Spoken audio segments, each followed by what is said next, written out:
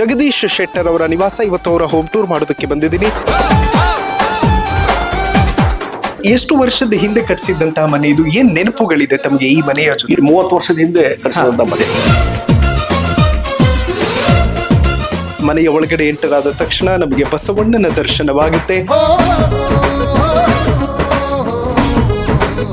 ಏನ್ ಕನಸು ಕಂಡಿದ್ರು ಸರ್ ಇಬ್ರು ಕೂಡ ತಮ್ಮ ಬಗ್ಗೆ? ಒಳ್ಳೆ ವಕೀಲ ಆಗ್ಬೇಕು, ಒಳ್ಳೆ ನಾಗರಿಕ ಆಗ್ಬೇಕು ಅಂತ ಹೇಳಿ. ಈ ರಾಜಕಾರಣದಲ್ಲಿ ಅವರು ರಾಜಕಾರಣದಲ್ಲಿ ಇದ್ರು, 5 ವರ್ಷ ಕೌನ್ಸಿಲ್ ಇದ್ರು, ಮೇಯರ್ ಇದ್ರು. ಏನ್ ಮಾಡ್ತಾರೆ ಸರ್ ಇಬ್ರು ಮಕ್ಕಳು? ಇಬ್ರು ಸಾಫ್ಟ್ವೇರ್ ಇಂಜಿನಿಯರ್ಸ್. ಮೇಡಮ್ ಅವರ ಸಪೋರ್ಟ್ ಹೇಗಿದೆ? ಇಲ್ಲ, ಸಂಪೂರ್ಣವಾಗಿ ಅವ್ರದ್ದು ಬೆಂಬಲ ಇದೆ. ಅದ ಮುಖ್ಯಮಂತ್ರಿಯಾಗಿ ಪ್ರಮಾಣ ಸ್ವೀಕಾರ ಮಾಡುವಾಗ 5 ವರ್ಷದಿಂದ ಅವ್ರ ಇಂಪ್ಯಾಕ್ಟ್ ಬೇರೆ ಮಾಡ್ತಿದ್ದಾರೆ. KS ಈಶ್ವರಪ್ಪ ಅವರ ಅನುಪಸ್ಥಿತಿ ತುಂಬಾ ಕಾಡ್ತಿದೆ, ನಿಮ್ಮ ಅನುಪಸ್ಥಿತಿ ತುಂಬಾ ಕಾಡ್ತಾ ಇದೆ. ಈ ತರದ ಫೈರ್ ಇರುವಂತ ನಾಯಕರಿಲ್ಲ ಅಂತ. ಯಾವುದೇ ಕುಟುಂಬಕ್ಕೆ ಸೀಮಿತವಾದಂತ ಅಧ್ಯಕ್ಷರಿಲ್ಲ ಇದೆ. ಹೊಸ ವ್ಯಕ್ತಿಗಳು ಬರ್ತಾರೆ. ಅದೇ ಕಾಂಗ್ರೆಸ್ ತೆಗೆದುಕೊಂಡ್ರೆ ನೆಹರು, ಇಂದಿರಾ ಗಾಂಧಿ, ರಾಜೀವ್ ಗಾಂಧಿ, ರಾಹುಲ್ ಗಾಂಧಿ, ಸೋನಿಯಾ ಗಾಂಧಿ. ನೋಡ್ರಿ, ರಾಹುಲ್ ಗಾಂಧಿ, ನಿಮ್ಮ ನಾಯಕತ್ವ ಫೇಲ್ ಆಗಿದೆ, ನಿಮ್ಮ ಲೀಡರ್ಶಿಪ್ ಸರಿ ಇಲ್ಲ.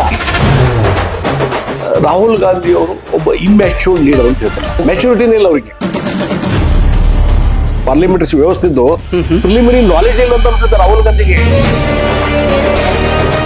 ಮಹಿಳಾ ಸಂಸದರಿಗೆ ಹೆದರಿಕೊಂಡು ನರೇಂದ್ರ ಮೋದಿ ಅವರು ಪಾರ್ಲಿಮೆಂಟ್ಗೆ ಬರ್ತಿಲ್ಲ. ಮೋದಿಯವ್ರ ಕೆಪಾಸಿಟಿ ಏನಿದೆ, ಮೋದಿಯವರು ಗುಡ್ ಗವರ್ನೆನ್ಸ್ ಇದೆ, ಎಲ್ಲರಿಗೂ ಗೊತ್ತಿದೆ. ಟ್ರೋಲ್ ಮಾಡಿದ್ರೆ ನಿಮ್ ಸೋಷಿಯಲ್ ಮೀಡಿಯಾದಾಗ ಹಿಡಿದ್ರೆ ಮೋದಿಯವ್ರ ಪಾಪ್ಯುಲಾರಿಟಿ ಕಡಿಮೆ ಆಗುದಿಲ್ಲ, ತಿಳ್ಕೊಂಡ್ಬಿಡ್ರಿ. ಈ ಕಾರ್ಯಕ್ರಮದ ಪ್ರಾಯೋಜಕರು ವಿನಯ್ ಕುಮಾರ್ ತರೀಕೆರೆ, ಮಹಾಪ್ರಧಾನ ಕಾರ್ಯದರ್ಶಿ, ಬೆಂಗಳೂರು ಕೇಂದ್ರ ಲೋಕಸಭಾ ಕ್ಷೇತ್ರ, ಯುವ ಜನತಾ ದಳ. ಅಭಯಾನಲ್ಲಿ ಇವತ್ತಿನ ಗೋಲ್ಡ್ ಪ್ರೈಸ್ ಚೆಕ್ ಮಾಡಿದ್ಯಾ? ಇಲ್ಲ. ಅಭಯಾನಲ್ಲಿ ಗೋಲ್ಡ್ ಸೇಲ್ ಮಾಡು, ಗೋಲ್ಡ್ ಇಂಟ್ರೆಸ್ಟ್ ಸೇವ್ ಮಾಡು. 8861 600 600.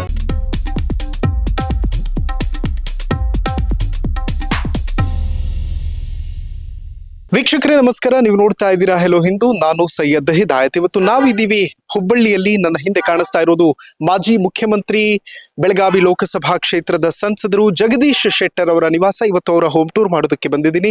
ಸೊ ಇದು ಜಗದೀಶ್ ಶೆಟ್ಟರ್ ಅವರು ಕಟ್ಟಿಸಿದಂತಹ ಮನೆ. ನೋಡಿ, ಜಗದೀಶ್ ಶೆಟ್ಟರ್ ಮಾಜಿ ಮುಖ್ಯಮಂತ್ರಿಗಳು, ಸಂಸದರು, ಬೆಳಗಾವಿ ಲೋಕಸಭಾ ಕ್ಷೇತ್ರ. ಮನೆಯ ಒಳಗಡೆ ಎಂಟರ್ ಆದ ತಕ್ಷಣ ನಮಗೆ ಬಸವಣ್ಣನ ದರ್ಶನವಾಗುತ್ತೆ. ಅದಾದ ನಂತರ ಯಾರೇ ಜನಸಾಮಾನ್ಯರು ಬಂದ್ರು ಇಲ್ಲಿ ಕೂತ್ಕೊಳ್ಳೋದಕ್ಕೆ ತುಂಬಾ ಅಚ್ಚುಕಟ್ಟಾದಂತಹ ವ್ಯವಸ್ಥೆಯನ್ನ ಮಾಡಲಾಗಿದೆ.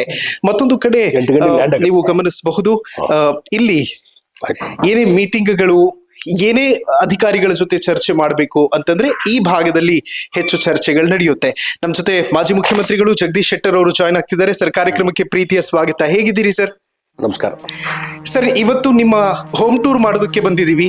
ಲೈಕ್ ನಮ್ಮ ಜನಕ್ಕೆ ನಿಮ್ಮ ಮನೆ ಮತ್ತು ಮನದ ಮಾತನ್ನ ಹಂಚಿಕೊಳ್ಬಹುದಾ? ಇವತ್ತು ಮಾಡ್ಬೋದು, ಆಗ್ಲಿ.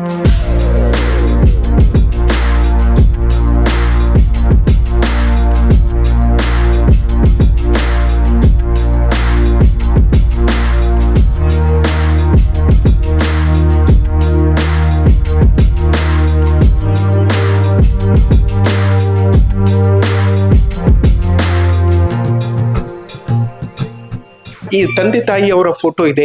ಏನ್ ಕನಸು ಕಂಡಿದ್ರು ಸರ್ ಇಬ್ರು ಕೂಡ ತಮ್ಮ ಬಗ್ಗೆ? ಇಲ್ಲ, ಏನಾಗಿದೆ, ಅವ್ರಿಗೇನು ಬಹಳ ದೊಡ್ಡ ಕನಸು ಕಂಡಿದ್ದಿಲ್ಲ. ಒಳ್ಳೆ ವಕೀಲ ಆಗ್ಬೇಕು, ಒಳ್ಳೆ ನಾಗರಿಕ ಆಗ್ಬೇಕು ಅಂತ ಹೇಳಿ. ಮತ್ತು ನಾನು ನಮ್ಮ ತಂದೆಯವರು 50 ವರ್ಷ ಪ್ರಾಕ್ಟೀಸ್ ಮಾಡಿದ್ರು. ಕರೆಕ್ಟ್. ನಾನು ಅವ್ರ ಮಾರ್ಗದರ್ಶನದಲ್ಲಿ ಪ್ರಾಕ್ಟೀಸ್ ಸ್ಟಾರ್ಟ್ ಮಾಡಿದೆ.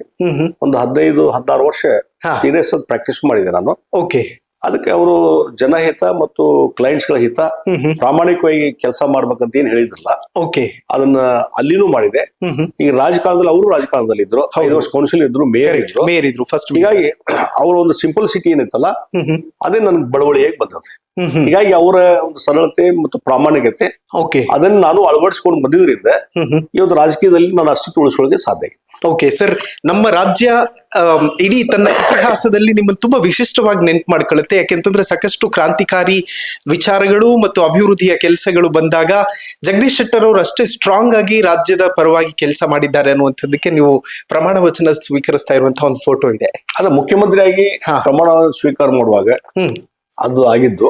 ನಾನು 1 ವರ್ಷ 10 ತಿಂಗಳು ಮಾತ್ರ ಇದ್ದೆ ನಾನು ಓಕೆ ಮುಖ್ಯಮಂತ್ರಿಯಾಗಿ. ಆ ಸಂದರ್ಭದಲ್ಲಿ ಏನೊಂದು ಆಡಳಿತ ಕೊಡಬೇಕು, ಒಳ್ಳೆ ಅವಧಿ ಕಡಿಮೆ ಇತ್ತು, ಕರೆಕ್ಟ್, ಒಳ್ಳೆ ಆಡಳಿತ ಕೊಡುವಂತ ಪ್ರಯತ್ನ ನಾನು ಮಾಡಿದ್ದೇನೆ. ಮತ್ತು ನಮ್ಮ ಪಕ್ಷದ ನಾಯಕರು ಹಿರಿಯರು ಎಲ್ಲ ಒಂದು ಆಶೀರ್ವಾದ ಸಹಕಾರ ಇತ್ತು, ಕರೆಕ್ಟ್, ಕೆಲಸ ಮಾಡಿದೆ ಅನ್ನುವಂಥದ್ದು ನನಗೆ ಇದೆ, ಸಮಾಧಾನ ಇದೆ. ಸರ್ ಬೇರೆ ಬೇರೆ ಇಲಾಖೆಗಳಲ್ಲೂ ಕೂಡ ಅವಕಾಶ ಸಿಕ್ತು ಸಚಿವರಾಗಿ ಕೆಲಸ ಮಾಡೋದಕ್ಕೆ, ಕಡಿಮೆ ಅವಧಿಯಲ್ಲೇ ಬಿಗ್ ಇಂಪ್ಯಾಕ್ಟ್ ಅನ್ನ ಕೊಟ್ರಿ ನೀವು. ಅಲ್ಲ, ನನಗೆ ಎಲ್ಲ ಯಾವುದೇ ಒಂದು ಮಂತ್ರಿ ಸ್ಥಾನ ಇರ್ಬೋದು, ಯಾವುದೇ 5 ವರ್ಷದ ಅವಧಿ ಇರ್ಲಿಲ್ಲ. ಕರೆಕ್ಟ್, ಪೂರ್ಣ ರೆವಿನ್ಯೂ ಮಿನಿಸ್ಟ್ರು 20 ತಿಂಗಳು, RDPI ಮಿನಿಸ್ಟ್ರು 1 ವರ್ಷ, ಕರೆಕ್ಟ್, ಇಂಡಸ್ಟ್ರಿ ಮಿನಿಸ್ಟ್ರು ಅದೊಂದು 2 ವರ್ಷ. ಓಕೆ, 5 ವರ್ಷ ಅಂತ ಕಂಪ್ಲೀಟ್ ಪೀರಿಯಡ್ ಅಂದ್ರೆ ಬಹಳಷ್ಟು ಚೇಂಜ್ ಮಾಡ್ಬೋದು. ಈಗ ನಾನು ಮುಖ್ಯಮಂತ್ರಿ 10 ತಿಂಗಳು, ಒಂದು 2.5 ವರ್ಷ, 5 ವರ್ಷ ಇದ್ರೆ ಅದ್ರ ಇಂಪ್ಯಾಕ್ಟೇ ಬೇರೆ ಮಾಡ್ತಿದ್ದೆ ನಾನು. ಕರೆಕ್ಟ್. ಹೀಗಾಗಿ ಅವಕಾಶ ಕಡಿಮೆ ಇದ್ದಾಗೂ ಆ ಅವಧಿಯಲ್ಲಿ ಏನು ಪರ್ಫಾರ್ಮೆನ್ಸ್ ಮಾಡಬೇಕು ಆ ಕೆಲಸ ನಾನು ಮಾಡಿದ್ದೆ. Okay sir, as A MP satisfaction ಇದೆಯಾ ಸರ್ ಆ ಕುರ್ಚಿಯಲ್ಲಿ? 100ಕ್ಕೆ 100% ಬೆಳಗಾವಿ ಜನ ಏನೊಂದು ಕನಸು ಕಂಡಿದ್ರು, ಆಶೆ ಮಾಡಿದ್ರು, ಇಪ್ಪ ಜಗದೀಶ್ ಶೆಟ್ಟರ್ ಇವತ್ತು ಇಲೆಕ್ಟ್ ಆಗ್ತಾರೆ, ಮತ್ತ ಅವ್ರನ್ನ ಈ ಕಡೆ ಬರುದೇ ಇಲ್ಲ ಬೆಳಗಾವಕ್ಕೆ, ಹೌದು, ನಮ್ಗೆ ಸಿಗುದೇ ಇಲ್ಲ ಅನ್ನುವಂತ ಮೆಂಟಾಲಿಟಿ ಇತ್ತು. ಕರೆಕ್ಟ್, ಆ ರೀತಿ ಅಪಪ್ರಚಾರ ಮಾಡಿದ್ರು. ಆದ್ರೆ ಅವ್ರಿಗೆ ಅಶ್ಯೂರೆನ್ಸ್ ಕೊಟ್ಟಿದ್ದೆ, ಡೆಫಿನೆಟ್ಲಿ ನಾವು ನಿಮ್ ಜೊತೆ ಇರ್ತೀನಿ, ಬೆಳಗಾವಿ ಅಭಿವೃದ್ಧಿಗೆ ಒತ್ತು ಕೊಡ್ತೀನಿ ಅಂತ ಹೇಳಿದ್ದೆ. ಅದನ್ನ ಆ ರೀತಿ ನಡ್ಕೊಂತ ಇದ್ದೇನೆ. ವಾರಕ್ಕೆ 2-3 ದಿವಸ ಆದ್ರೂ ನಾ ಕಚೇರಿಯಲ್ಲಿ ಕುಂತು ಜನರ ಗ್ರಿವೆನ್ಸ್ ಏನಿದೆ ಅವನ್ನ ಕೇಳುವಂತದ್ದು, ಮತ್ತೆ ಎಲ್ಲೆಲ್ಲಿ ಸಮಸ್ಯೆ ಇದಾವೆ ನೇರವಾಗಿ ಇಮಿಡಿಯೇಟ್ ಅಧಿಕಾರಿ ಜೊತೆ ಮಾತಾಡಿ ಆ ಸಮಸ್ಯೆಗಳನ್ನ ಸಾಲ್ವ್ ಮಾಡ್ಲಿಕ್ಕೆ ಎಲ್ಲಾ ರೀತಿ ಪ್ರಯತ್ನ, ಮತ್ತೆ ಮೂಲಭೂತ ಸೌಕರ್ಯ ಏನಿದಾವ ಅದು ಪರ್ಫೆಕ್ಷನ್ ತರ್ಲಿಕ್ಕೆ ಎಲ್ಲವೂ ಚಾಲು ಮಾಡಿದ್ದೀನಿ. ಜನರ ಕಾನ್ಫಿಡೆನ್ಸ್ ಬಂದಿದೆ. ಸರ್, ಮಹದಾಯಿ ವಿಚಾರ ಮಾತಾಡ್ಲೇಬೇಕು. ಯಾಕೆಂತಂದ್ರೆ ಮೊನ್ನೆ ಕೂಡ ಪ್ರಹ್ಲಾದ್ ಜೋಶಿ ಅವರು ಮಹದಾಯಿ ವಿಚಾರವನ್ನ ಪ್ರಸ್ತಾಪ ಮಾಡಿದ್ರು. ಬಹಳ ದೊಡ್ಡ ನಿರೀಕ್ಷೆ ಇದೆ ಸರ್ ಜನರಿಗೆ. ಇವತ್ತು ಕೂಡ ವೈಲ್ಡ್ ಲೈಫ್ ಏನೋ ಡಿಸ್ಟರ್ಬ್ ಆಗುತ್ತೆ, ಮತ್ತೊಂದಾಗುತ್ತೆ, ಮಗ್ದೊಂದಾಗುತ್ತೆ ಅನ್ನುವಂಥ ಖ್ಯಾತಿನ ತೆಗಿತಾ ಇದ್ದಾರೆ ಅನ್ನುವಂಥದ್ದು ಬರ್ತಿದೆ. ಇಲ್ಲ, ನಾನು ಮೊನ್ನೆ ಬಜೆಟ್ ಭಾಷಣದಲ್ಲಿ ಮಾತಾಡುವಾಗ ಕಳಸಾ ಬಂಡೂರಿ ಮಹದಾಯಿ ವಿಚಾರವಾಗಿ ಅಲ್ಲಿ ಇಶ್ಯೂ ರೇಸ್ ಮಾಡಿದ್ದೇನೆ. ನಾನು ನೇರವಾಗಿ ಮಾತಾಡಿದ್ದೇನೆ ಮತ್ತು ಕೇಂದ್ರ ಸರ್ಕಾರಕ್ಕೂ ನಾನು ರಿಕ್ವೆಸ್ಟ್ ಮಾಡಿದ್ದೇನೆ. ಇದು ಫಾರೆಸ್ಟ್ ಮತ್ತೆ ಎನ್ವೈರನ್ಮೆಂಟ್ ಒಂದು ಕೆಲವು ಸಮಸ್ಯೆ ಇದಾವೆ, ಅದನ್ನ ಇಮಿಡಿಯೇಟ್ಲಿ ಸಾಲ್ವ್ ಮಾಡಿ ಇಮಿಡಿಯೇಟ್ಲಿ ನಮ್ಮ ಕುಡಿ ನೀರಿನ ಯೋಜನೆಗೆ ಪರ್ಮಿಷನ್ ಕೊಡ್ಬೇಕಂತ ನಾನು ರಿಕ್ವೆಸ್ಟ್ ಮಾಡಿದ್ದೇನೆ. ಬೇರೆ ಯಾರ್ದು ಟೀಕೆ ಟಿಪ್ಪಣಿ ಮತ್ತೊಂದು ಏನೂ ಮಾಡ್ಲಾರ್ದೇನೆ ನೇರವಾಗಿ ಮೊನ್ನೆ ನಾನು ಕೇಂದ್ರ ಸರ್ಕಾರಕ್ಕೆ ಮನವಿ ಮಾಡಿದೆ. ರೂಲಿಂಗ್ ಪಾರ್ಟಿಯವನಾದ್ರೂ ಮನವಿ ಮಾಡಿ ನಿಮ್ ಕಡೆ ಫೈಲ್ ಅದ ಆದಷ್ಟು ಬೇಗ ಅದು ಕ್ಲಿಯರ್ ಮಾಡ್ರಿ ಅಂತ ಹೇಳಿದ್ರು. ಓಕೆ ಸರ್, ಎಷ್ಟು ವರ್ಷದ ಹಿಂದೆ ಕಟ್ಸಿದಂತಹ ಮನೆ ಇದು? ಏನ್ ನೆನಪುಗಳಿದೆ ತಮಗೆ ಈ ಮನೆಯ ಜೊತೆ? ಇದು ಬಹಳ ಬಹುಶಃ 30 ವರ್ಷದ ಹಿಂದೆ ಕಟ್ಸಿದಂತ ಮನೆ. ಓಕೆ, ಇಲ್ಲಿ ಬಂದ್ಮೇಲೆ ನಾ ಸೆಕೆಂಡ್ ಟೈಮ್ MP ಆದೆ, MLA ಆದೆ, ಮತ್ತು ಇಲ್ಲೇ ಇದ್ದಾಗ ಮುಖ್ಯಮಂತ್ರಿ ಆದೆ, ಬೇರೆ ಬೇರೆ ಇಲಾಖೆ ಸಚಿವನ ಆದೆ. ಫಸ್ಟ್ ಟೈಮ್ ನಾ MLA ಆಗಿದ್ದು ಹಳೆ ಮನೆಯಲ್ಲಿ, ಇನ್ನೊಂದು ಪಿಂಟೂರ್ ರೋಡ್ದಲ್ಲಿ ಇತ್ತು. ಇಲ್ಲಿ ಬಂದ್ಮೇಲೆ ಸೆಕೆಂಡ್. ಮತ್ತು ಈ ಮನೆಯಿಂದ ನನಗೊಂದು ತೃಪ್ತಿ ಇದೆ, ಒಂದು ಮನಃಶಾಂತಿ ಇದೆ. ಓಕೆ, ಮನೆಯ ಮತ್ತೊಂದು ಭಾಗಕ್ಕೆ ನಿಮ್ಮನ್ನು ಕರ್ಕೊಂಡು ಬರ್ತಾ ಇದ್ದೀನಿ ವೀಕ್ಷಕರೇ. ಇಡೀ ಕುಟುಂಬ ಸದಸ್ಯರು ಕುಳಿತು ಊಟ ಮಾಡುವಂತಹ ಜಾಗ ಇದು. ಸರ್, ಸಮಯ ಸಿಗ್ತದೆ ಸರ್ ಊಟ ಮಾಡೋದಕ್ಕೆ? ಫ್ಯಾಮಿಲಿ ಜೊತೆ ಫ್ಯಾಮಿಲಿ ಟೈಮ್ ಕೊಡೋದಕ್ಕೆ ಆಗ್ತದೆ ಅಂತ? ಅದರಲ್ಲಿ ಅಡ್ಜಸ್ಟ್ ಮಾಡ್ಕೊಂಡು ಮಾಡ್ತೀವಿ. ನಮ್ಮ ಕುಟುಂಬ ಸದಸ್ಯರು ನಮ್ಗೆ ಅಡ್ಜಸ್ಟ್ ಆಗಿದ್ದಾರೆ. ನಮ್ಮ ಸಮಯ ಮತ್ತು ನಿನ್ನ ರಾತ್ರಿ 9-10 ಗಂಟೆಗೆ ಬಂದೆ, ಊಟ ಮಾಡಿದ 10:00 ಆಗಿರ್ತದ. ಅಡ್ಜಸ್ಟ್ಮೆಂಟ್ ಮಾಡ್ಕೊಂಡು ಅವರು ಹೊಂದಾಣಿಕೆ ಆಗಿಬಿಟ್ಟಿದೆ. ಕರೆಕ್ಟ್. ಸರ್, ಅಮಿತ್ ಶಾ ಅವ್ರ ಜೊತೆ ಫೋಟೋ ಇರುವಂತದ್ದು ತಮ್ಮ ಪುತ್ರನದ್ದು. ಹೌದು. ಸೊ ಏನ್ ಮಾಡ್ತಾರೆ ಸರ್ ಇಬ್ರು ಮಕ್ಕಳು? ಏನ್ ಬಿಸ್ನೆಸ್? ಇಬ್ರು ಸಾಫ್ಟ್ವೇರ್ ಇಂಜಿನಿಯರ್ಸ್. ಮೊದಲು ದೊಡ್ಡ ಬೆಂಗಳೂರಲ್ಲಿ IT ಕಂಪನಿ ಮಾಡಿದಾನೆ, 2 ಕಂಪನಿ, 100 ಜನರು ಉದ್ಯೋಗ ಕೊಟ್ಟಿದ್ದಾನೆ. ಕರೆಕ್ಟ್. ಅಲ್ಲೇ ಸೆಟ್ಲ್ ಆಗಿದ್ದಾನೆ. ಎರಡನೇದವ ಒಂದು ಇಂಟರ್ನ್ಯಾಷನಲ್ ಸ್ಕೂಲ್ ಮಾಡಿದಾನೆ ಹುಬ್ಳಿಯಲ್ಲಿ. ಸ್ಕೂಲ್ ನಡೆಸ್ಕೊಂಡು ಮತ್ತೆ ಸೋಷಿಯಲ್ ಆಕ್ಟಿವಿಟೀಸ್ ಅಲ್ಲಿ ಪಾರ್ಟಿಸಿಪೇಟ್ ಮಾಡ್ತಿರ್ತಾನೆ. Amazing sir. ಬಸವಣ್ಣ ಅವರು ಮತ್ತು ಸಿದ್ಧಾರೂಢ ಶ್ರೀಗಳು ಹೇಗೆ ಮಾದರಿ ಆಗ್ತಾರೆ ಬದುಕಿಗೆ ಅಂತ? ಅಲ್ಲ, ಏನಾಗಿದೆ ಬಸವಣ್ಣವ್ರು ನಾನ್ ಅಂತಾರೆ, ನಾ ಎಲ್ಲ ಕಡೆ ಹೋಗ್ತೀನಿ ಹೇಳ್ತೀನಿ, ನಾನು ಬಸವಣ್ಣವ್ರ ಫಾಲೋವರ್ ಅಂತ ಹೇಳಿ. ಅವರ ತತ್ವ ಆದರ್ಶ ಏನಿದೆ ಅದನ್ನ ನನ್ನ ಲೈಫ್ ನಲ್ಲಿ ಫಾಲೋ ಮಾಡ್ತೀನಿ. ಮೂಢನಂಬಿಕೆ ನಂಬಾರ್ದು. ಆದ್ರೆ ಯಾವಾಗಲೂ ಆ ರೀತಿ ಒಂದು ವ್ಯವಸ್ಥೆಯಲ್ಲಿ ಈಗ ಯಾರೋ ಚಾಮರಾಜನಗರಕ್ಕೆ ಹೋಗ್ಬೇಡ್ರಿ ಮುಖ್ಯಮಂತ್ರಿ ಆಗ್ಯದ, ಅಲ್ಲಿ ಹೋಗಿ ಬಂದೆ ನಾನು. ಕರೆಕ್ಟ್. ಹೀಗಾಗಿ ಅದರಿಂದ ಏನೂ ಆಗಿಲ್ಲ ನಮ್ಗೆ ತೊಂದರೆ. ಗ್ರಹಣ ಇದ್ದಾಗ ಎಲ್ಲಿ ಅಡ್ಡಾಡ್ಬೇಡ್ರಿ ಅಂತಾರ, ಗ್ರಹಣ ಇದ್ದಾಗೂ ಪ್ರವಾಸ ಮಾಡಿದ್ದೇನೆ, ಮೀಟಿಂಗ್ ತಗೊಂಡಿದ್ದೇನೆ. ಕರೆಕ್ಟ್. ಅದರಿಂದ ಏನೂ ಬದಲಾವಣೆ ಆಗಿಲ್ಲ. ಅದಕ್ಕೆ ಬಸವಣ್ಣರು ಹೇಳಿದ್ರೆಲ್ಲ ಮೂಢನಂಬಿಕೆ ನಂಬಾರ್ದು ಅಂತ ಹೇಳಿ, ಅಂಧಶ್ರದ್ಧೆಯನ್ನು ನಂಬಾರ್ದು ಅಂತ ಹೇಳಿ ಅದು ಫಾಲೋ ಮಾಡಿದ್ರಿಂದ ನನಗೇನು ತೊಂದರೆ ಆಗಿಲ್ಲ. ಓಕೆ ಸರ್, ಅರ್ಲಿ ಮಾರ್ನಿಂಗ್ ಹೇಗೆ ಶುರು ಆಗುತ್ತೆ ದಿನಚರಿ? ದೇವರಿಗೆ ಪೂಜೆಗೆ ಅಂತ ಎಷ್ಟು ಸಮಯ ಕೊಡ್ತೀರಿ? 6-6:30 ಎದ್ದು ಪತ್ರಿಕೆ ಓದಿ ಮೊದಲು ಸ್ವಲ್ಪ ವಾಕಿಂಗ್ ಮಾಡ್ತಿದ್ದೆ. ವಾಕಿಂಗ್ ಮಾಡಕ್ ಟೈಮ್ ಸಿಗ್ತಾ ಇಲ್ಲ. ಸಮಯ ಇದ್ರೆ ಅಲ್ಲಿ ದಿಲ್ಲಿಲಿ ವಾಕಿಂಗ್ ಮಾಡ್ತೀನಿ. ಆಮೇಲೆ ಒಂದು ಅರ್ಧ ಗಂಟೆ ಯೋಗ ಎಕ್ಸರ್ಸೈಸ್ ಮಾಡ್ತೀನಿ. ಓಕೆ. ಆಮೇಲೆ ಮತ್ತೆ ಪತ್ರಿಕೆ ಓದಿ ಮತ್ತೆ ಯಾವ್ದು ಇಂಪಾರ್ಟೆಂಟ್ ಪಾರ್ಲಿಮೆಂಟ್ ನಡೆದಾಗ ಸೆಷನ್ಗೆ ಏನಾದ್ರು ವಿಚಾರ ಇದ್ರೆ ಅದನ್ನ ಸ್ಟಡಿ ಮಾಡ್ಕೊಂಡು 10:30 ನಾ ಪಾರ್ಲಿಮೆಂಟ್ ಹೋಗ್ತೀನಿ. ಓಕೆ. ಮತ್ತು ಮಧ್ಯಾಹ್ನ ಮನೆಗೆ ಬಂದು ಊಟ ಮಾಡ್ಕೊಂಡು ಮತ್ತೆ ಸೆಷನ್ ಇದ್ರೆ ಮತ್ತೆ ಹೋಗ್ತೀನಿ. ಸಾಯಂಕಾಲ 5-6 ಗಂಟೆವರೆಗೂ ಪಾರ್ಲಿಮೆಂಟ್. ಡೆಲ್ಲಿ ಫುಡ್ ಎಲ್ಲ ಸೆಟ್ ಆಗ್ತಾ ಇದೆಯಾ ಸರ್? ನಮ್ಮ ಕರ್ನಾಟಕದವ್ರು ಬಹಳ ಕಷ್ಟ. ಅಲ್ಲಿ ಈಗ ನೋಡಿ ಇಂಡಿಯನ್ ಫುಡ್ ಎಲ್ಲಾ ಕಡೆ ಸಿಗ್ತಾ ಇದೆ. ಓಕೆ. ನಮ್ ಬೇಕಾದದ್ದು ಮತ್ತು ಮನೆ ಇರೋದ್ರಿಂದ ನಮ್ಮ ಅಡಿಗೆ ಮಾಡೋರ್ಗೆ ನಮ್ಗೆ ಯಾವ ಟೇಸ್ಟ್ ಇರ್ತದೆ ಮಾಡ್ಲಿಕ್ಕೂ ಆತನ ತಯಾರಿರ್ತಾರ. ಕರೆಕ್ಟ್. ಈಗ ಏನು ತೊಂದರೆ, ಫುಡ್ ಏನು ತೊಂದರೆ ಆಗಿಲ್ಲ. ಓಕೆ ಸರ್, ಫ್ಯಾಮಿಲಿ ಫೋಟೋ ಇದೆ. ಸೊ ಯಾರೆಲ್ಲ ಸದಸ್ಯರಿದ್ದಾರೆ? ನಮ್ಮ ಬ್ರದರ್ಸ್, ನಮ್ಮ ಸಿಸ್ಟರು, ಅವ್ರ ಮಕ್ಕಳು, ಅವ್ರ ಫ್ಯಾಮಿಲಿ, ಓಕೆ, ಎಲ್ಲರೂ ಇರುವಂತ ಒಂದು ಗ್ರೂಪ್ ಫೋಟೋ ಇದೆ. ಎಷ್ಟು ವರ್ಷದಿಂದ ತೆಗ್ಸಿರೋದು ಸರ್ ಅದು? ಇದು ಬಹಳ ಹಳೇದ ಫೋಟೋ ಇದು. ನಾನು MLA ಆಗೋ ಮುಂಚಿಂದ ಫೋಟೋ. MLA ಆಗೋ ಮುಂಚೆ ಅಲ್ಲ, MLA ಆದಾಗ ಜಸ್ಟ್ ಇದು ಹೊಸ ಮನಿ ಮುಂದಾಗಿದ್ದು. ಓಕೆ. ಅದನ್ನ ನಾನು MLA ಆಗಿ 1 ವರ್ಷ ತೆಗೆಸಿದ್ದು. ಓಕೆ ಸರ್, ಮೇಡಮ್ ಅವರ ಸಪೋರ್ಟ್ ಹೇಗಿದೆ? ತಮ್ಮ ಪ್ರತಿ ಹೆಜ್ಜೆಯಲ್ಲೂ ಕೂಡ ಅವ್ರು ನಿಂತ್ಕೊಳ್ತಾರೆ? ಇಲ್ಲ, ಸಂಪೂರ್ಣವಾಗಿ ಅವ್ರದ್ದು ಬೆಂಬಲ ಇದೆ. ಯಾವಾಗಲೂ ನಮ್ಮ ಸಪೋರ್ಟ್ ಆಗಿ ಅವ್ರು ಕೆಲಸ ಮಾಡ್ತಾರೆ. ತುಂಬಾ ಅದ್ಭುತವಾಗಿರುವಂತಹ ಫೋಟೋ ಇದೆ ಹಿಂದೆ. ಯಾವ ಸಂದರ್ಭದಲ್ಲಿ ತೆಗೆಸ್ಕೊಂಡಂತಹ ಫೋಟೋ ಸರ್ ಅದು? ನೋಡಿ, ಇದು ಹುಬ್ಬಳ್ಳಿಯಲ್ಲಿ ಒಂದು ಕಾರ್ಯಕ್ರಮದಲ್ಲಿ ಅವರು ಒಂದು ಬಹಿರಂಗ ಸಭೆಗೆ ಬಂದಂತ ಸಂದರ್ಭದಲ್ಲಿ, ಓಕೆ, ಆ ಸಂದರ್ಭದಲ್ಲಿ ಅವ್ರ ಪಕ್ಕದಲ್ಲಿ ನಾನು ಕೂತಿದ್ದೆ. ಹಿಂದೆ ಯಾವ ರೀತಿ ಅಟಲ್ ಬಿಹಾರಿ ವಾಜಪೇಯಿ ಅವರು ನನ್ನ ಪ್ರಥಮ ಎಲೆಕ್ಷನ್ ಬಂದಿದ್ರು. ಓಕೆ.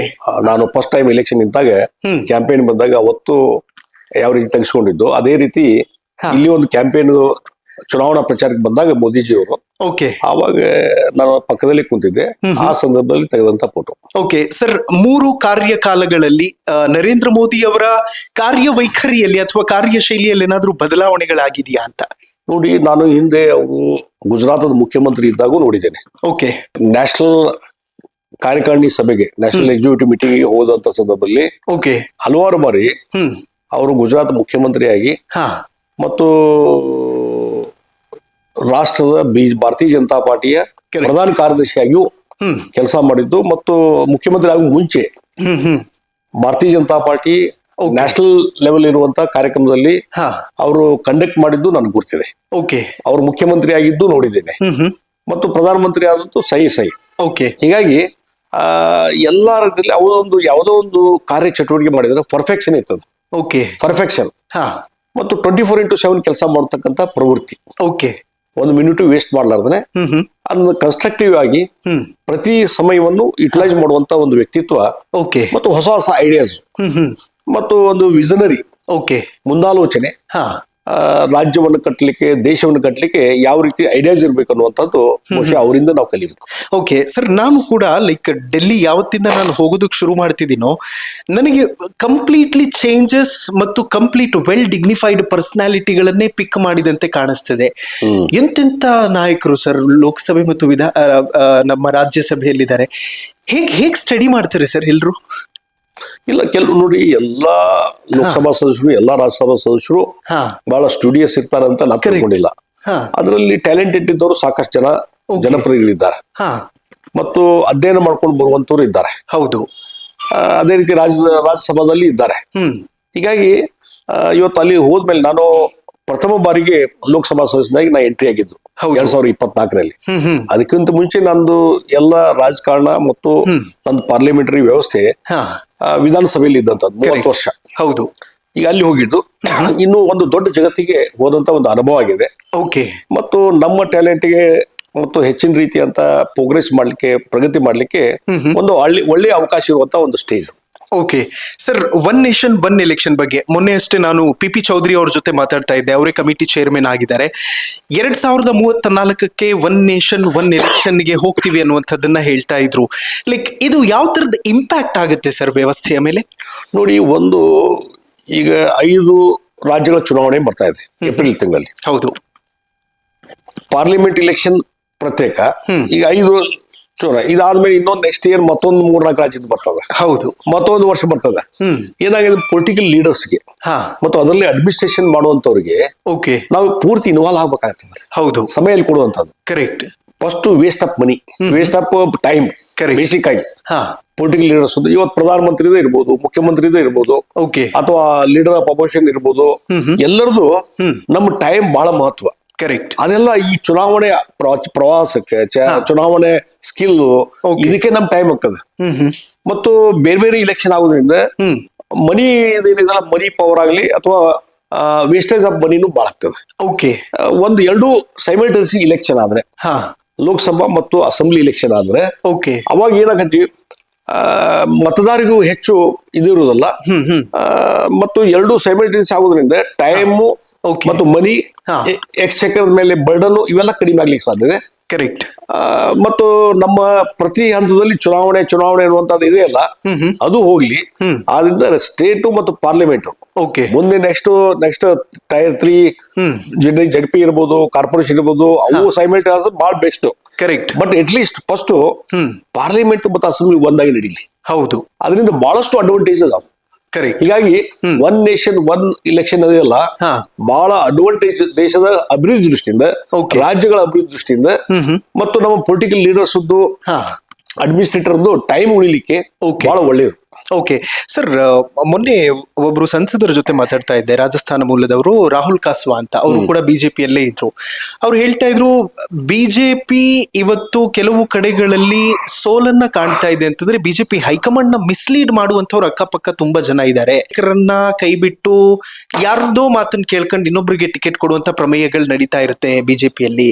ಹೀಗಾಗಿ ಈ ತರದ ಹಿನ್ನಡೆ ಆಗ್ತಾ ಇದೆ ಅನ್ನುವಂಥದ್ದಿದೆ. ಇನ್ಫ್ಯಾಕ್ಟ್ ನಮ್ಮ ವಿಚಾರದಲ್ಲೂ ಕೂಡ ಅದನ್ನ ನಾವು ನೋಡಿದೀವಿ. ಅಲ್ಲ, ಈಗ ನಂದು ವಿಚಾರ ಅದು ಹಳೆ ವಿಚಾರ, ಅದು ಕರೆಕ್ಟ್ ಆಗಿ ಹೋಗಿದೆ. ಈಗ ಆದ್ಮೇಲೆ ಮತ್ತೆ ಅಮಿತ್ ಶಾ ಅವ್ರ ನೇತೃತ್ವದಲ್ಲಿ, ಮೋದಿಜಿ ಅವ್ರ ನೇತೃತ್ವದಲ್ಲಿ ಮತ್ತೆ ಬಿಜೆಪಿ ಒಳಗೆ ಮತ್ತೆ ನಾನು ಪಾರ್ಲಿಮೆಂಟ್ ಇಲೆಕ್ಷನ್ ಬೆಳಗಾವಿಯಿಂದ, ಅದು ನನ್ನ ಕ್ಷೇತ್ರ ಬಿಟ್ಟು ಬೆಳಗಾವಿಗೆ ಟಿಕೆಟ್ ಕೊಟ್ಟಾಗ ಅಲ್ಲಿನೂ ಗೆದ್ದು ಬಂದಿದ್ದೇನೆ. ಜನರ ಆಶೀರ್ವಾದ ಮಾಡಿದ್ದಾರೆ ಬೆಳಗಾವಿದವರು. ಕರೆಕ್ಟ್.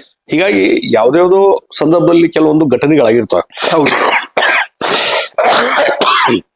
ಅದರಿಂದ over all performance of the ಪಾರ್ಟಿಗೆ ತೊಂದರೆ ಆಗಿದೆ ಅಂತ ನಂಗೆ ಅನ್ಸಿಲ್ಲ. ಈಗ ಕೆಲವೊಂದು, ಈಗ ಆಲ್ಮೋಸ್ಟ್ ಇಡೀ ರಾಷ್ಟ್ರದಲ್ಲಿ ಅತಿ ಹೆಚ್ಚು ರಾಜ್ಯಗಳಲ್ಲಿ ಯಾರು ಅಧಿಕಾರದಲ್ಲಿದ್ದಾರೆ? ಭಾರತೀಯ ಜನತಾ ಪಾರ್ಟಿ. ಕರೆಕ್ಟ್. ಕಾಂಗ್ರೆಸ್ ಒಂದ್ 2-3 ರಾಜ್ಯ ಬಿಟ್ರೆ ಡೇ ಬೈ ಡೇ ಕಂಪ್ಲೀಟ್ಲಿ ಬಹಳ ಅಧೋಗತಿಗೆ ಹೋಗ್ತಾ ಇದ್ದಾರೆ. ಓಕೆ, ತಳಪಾಯಿ ಬಿಡ್ತಾ ಇದ್ದಾರೆ. ಇನ್ನು ಬರುವಂತ ಚುನಾವಣೆಯಲ್ಲಿ ಇನ್ನೂ ಅದಕ್ಕಿಂತ ಕಡಿಮೆ ಪರ್ಫಾರ್ಮೆನ್ಸ್ ಅವ್ರದ್ದಾಗ್ತದೆ. ಓಕೆ. ಬಿಹಾರದ ಇಲೆಕ್ಷನ್ ನೋಡಿದ್ರಿ ಯಾವ ಸ್ಥಾನದಲ್ಲಿ ಇದ್ದಾರೆ? ಮಹಾರಾಷ್ಟ್ರದ ಇಲೆಕ್ಷನ್ ನೋಡಿದ್ರಿ, ಒಂದ್ ಸಲ ಬಿಹಾರ್ನ ಆಡಳಿತ ಮಾಡಿದಂತವ್ರು, ಹೌದು, ಮಹಾರಾಷ್ಟ್ರ ಆಡಳಿತ ಮಾಡಿದಂತವ್ರು ಕಾಂಗ್ರೆಸ್ನವರು ಇವತ್ತು ಯಾವ ಸ್ಥಾನದಲ್ಲಿ ಇದ್ದಾರೆ? 4ನೇ-5ನೇ ಸ್ಥಾನದಲ್ಲಿ ಇದ್ದಾರೆ. ಹೌದು. ಸುಮ್ಮನೆ ಕೈ ಬೆರಳು ಎಣಿಸುವಷ್ಟು ಸೀಟ್ಗಳು ತೆಗೆದುಕೊಳ್ಳುವಂತ ಪರಿಸ್ಥಿತಿ ಬಂದದ. ಅದಕ್ಕಾಗಿ ಇವತ್ತು ಆಯ್ತು, ಕೆಲವೊಮ್ಮೆ ರಾಜಕೀಯ ನಿರ್ಧಾರಗಳು ಕೆಲವೊಂದು ಸಲ ತಪ್ಪುಗಳಾಗಿರ್ತಾವೆ. ಕರೆಕ್ಟ್. ಆ ತಪ್ಪುಗಳನ್ನ ಕರೆಕ್ಟ್ ಮಾಡ್ಕೊಂಡು ಹೋಗುವಂತದ್ದು ಬಹಳ ಅವಶ್ಯಕತೆ ಇದೆ. ಹೀಗಾಗಿ ಆ ತಪ್ಪುಗಳಿಂದ ನಾವು ಭಾರತೀಯ ಜನತಾ ಪಾರ್ಟಿ ರಾಜಕೀಯವಾಗಿ ಬಹಳಷ್ಟು ನಷ್ಟ ಆಗಿದೆ ಅಂತ ಹೇಳಿ ನಾವು ಒಪ್ಕೊಳ್ಳೋದಿಲ್ಲ. ಓಕೆ ಸರ್, ಮೊನ್ನೆ ಪ್ರಕಾಶ್ ಜಾವಡೇಕರ್ ಅವರು ಮಾತಾಡ್ತಾ ಇದ್ರು, ಕೇರಳದಲ್ಲಿ ಇವತ್ತು ನಾವು ಹೇಗೆ ರಾಜಧಾನಿಯನ್ನ ಗೆದ್ದಿದ್ದೀವೋ ಗುಜರಾತ್ ನಲ್ಲೂ ಕೂಡ ಅದೇ ತರದ ಪರಿಸ್ಥಿತಿ ಇತ್ತು. ಇವತ್ತು ದಕ್ಷಿಣದಲ್ಲಿ ಒಂದು ಗೆಲುವಿನ ಭರವಸೆ ಮೂಡ್ತಾ ಇದೆ. ಆಫ್ಟರ್ ಯಡಿಯೂರಪ್ಪ ಅವರ ಒಂದು ಗೆಲುವಿನ ನಂತರ ಮತ್ತೆ ದಕ್ಷಿಣ ಭಾಗದ ಬೇರೆ ಬೇರೆ ರಾಜ್ಯಗಳಲ್ಲೂ ನಾವು ದೊಡ್ಡ ಪ್ರಮಾಣದ ಗೆಲುವನ್ನ ಕಾಣ್ತೀವಿ ಅನ್ನುವಂಥದ್ದನ್ನ ಹೇಳ್ತಿದ್ದಾರೆ. ಲೈಕ್ ಯಾಕೆ ದಕ್ಷಿಣ ಅಷ್ಟೊಂದು ಚಾಲೆಂಜಿಂಗ್ ಆಗ್ತಿದೆ ಬಿಜೆಪಿಗೆ ಅಂತ? ಏನಾಗಿದೆ, ಇಲ್ಲಿಂದ ಮೊದಲು ಕರ್ನಾಟಕ ಹೊರತುಪಡಿಸಿದ್ರೆ ಕರ್ನಾಟಕ ಯಾವಾಗಲೂ ನ್ಯಾಷನಲ್ ಪಾರ್ಟಿಗೆ ಪ್ರಿಫರೆನ್ಸ್ ಇರುವಂತದ್ದು. ಇಲ್ಲಿ ಜನರ mind set national party prefer ಮಾಡ್ತಾರೆ. ಕಾಂಗ್ರೆಸ್ ಮಾಡಿದ್ರು, ಆದ್ಮೇಲೆ ಕೆಲವೊಂದು ಸಂದರ್ಭದಲ್ಲಿ ಜನತಾ ಪರಿವಾರ ಮಾಡಿದ್ರು, ಹೌದು, ಈಗ ಬಿಜೆಪಿ. ಇಲ್ಲಿ ಏನಾಗಿದೆ, ಕರ್ನಾಟಕದಲ್ಲಿ BJP versus Congress. Okay. Third party ಇತ್ತು JDS, ಅದಕ್ಕೆ ಬಿಜೆಪಿ ಜೊತೆ ಅಲೈನ್ಸ್. ಕರೆಕ್ಟ್. ಹೀಗಾಗಿ ನಾವು in Karnataka straight fight in between BJP alliance, BJP JDS alliance, NDA and Congress, INDI. So ಇಲ್ಲ, ಮತ್ತು ಇದು NDA ಬಿಟ್ಬಿಡಿ, ಇಲ್ಲಿರೋದು ಬಿಜೆಪಿ ವರ್ಸಸ್ ಕಾಂಗ್ರೆಸ್. ಓಕೆ, ಕರ್ನಾಟಕದಲ್ಲಿ ಅದ್ರ ಜೊತೆ JDS ಒಂದು ಶಕ್ತಿ ಇದೆ. ಆ ಹಿನ್ನೆಲೆಯಲ್ಲಿ ಕರ್ನಾಟಕದ ಮೈಂಡ್ ಸೆಟ್ ಇಲ್ಲಿ ಯಾವಾಗಲೂ national level, correct, national level ಪಾರ್ಟಿಗೆ ಪ್ರಿಫರೆನ್ಸ್ ಇದೆ. ಇದರ ಜೊತೆಗೆ ಇನ್ನೊಂದು ಬೇರೆ ರಾಜ್ಯದ ನಾವು ತೆಗೆದುಕೊಳ್ಳೋದಾದ್ರೆ ಕೇರಳ ಕಮ್ಯುನಿಸ್ಟರ ಕಂಟ್ರೋಲ್ ಇರುವಂತದ್ದು. ಹೌದು, ಹೌದು. ಅಲ್ಲಿ ನಮ್ಗೆ ಇನ್ರೋಡ್ ಮಾಡ್ಲಿಕ್ಕೆ ಆಗಿರ್ಲಿಲ್ಲ, ಹೌದು, ಬಹಳ ವರ್ಷಗಳಿಂದ. ತಮಿಳುನಾಡು, ಅಲ್ಲಿ ಯಾವಾಗಲೂ ರೀಜನಲ್ ಪಾರ್ಟಿ ಮತ್ತು ಸೆಲೆಬ್ರಿಟಿ ಮೇಲೆ ಹೆಚ್ಚು ಓಟ್ ಹಾಕುವಂತದ್ದು. ಕರೆಕ್ಟ್. ಸಿನಿಮಾ ಆಕ್ಟರ್ಸ್ MGR ಇರ್ಬೋದು, ಜಯಲಲಿತಾ ಇರ್ಬೋದು, ಈ ಕರುಣಾನಿಧಿ ಇರ್ಬೋದು, ಇವೆಲ್ಲ ಚಲನಚಿತ್ರ ರಂಗದಲ್ಲಿ ಸೆಲೆಬ್ರಿಟಿ ಇದ್ದಂತವ್ರು. ಅವ್ರ ಆಧಾರ ಮೇಲೆ ಅಲ್ಲಿ ಬಂತು. ಮತ್ತು ಅದೇ ರೀತಿ ಪಾರ್ಟಿ. ಕರೆಕ್ಟ್. ಮತ್ತು ದ್ರಾವಿಡ ಸಂಸ್ಕೃತಿ ಅಂತ ಏನಿದೆ, ಆ ಕಲ್ಚರ್, ಅವರು ಯಾವಾಗಲೂ ರೀಜನಲ್ ಪಾರ್ಟಿಗೆ ಹೆಚ್ಚು ಒತ್ತು ಕೊಟ್ಟಂತವ್ರು. ಹೌದು.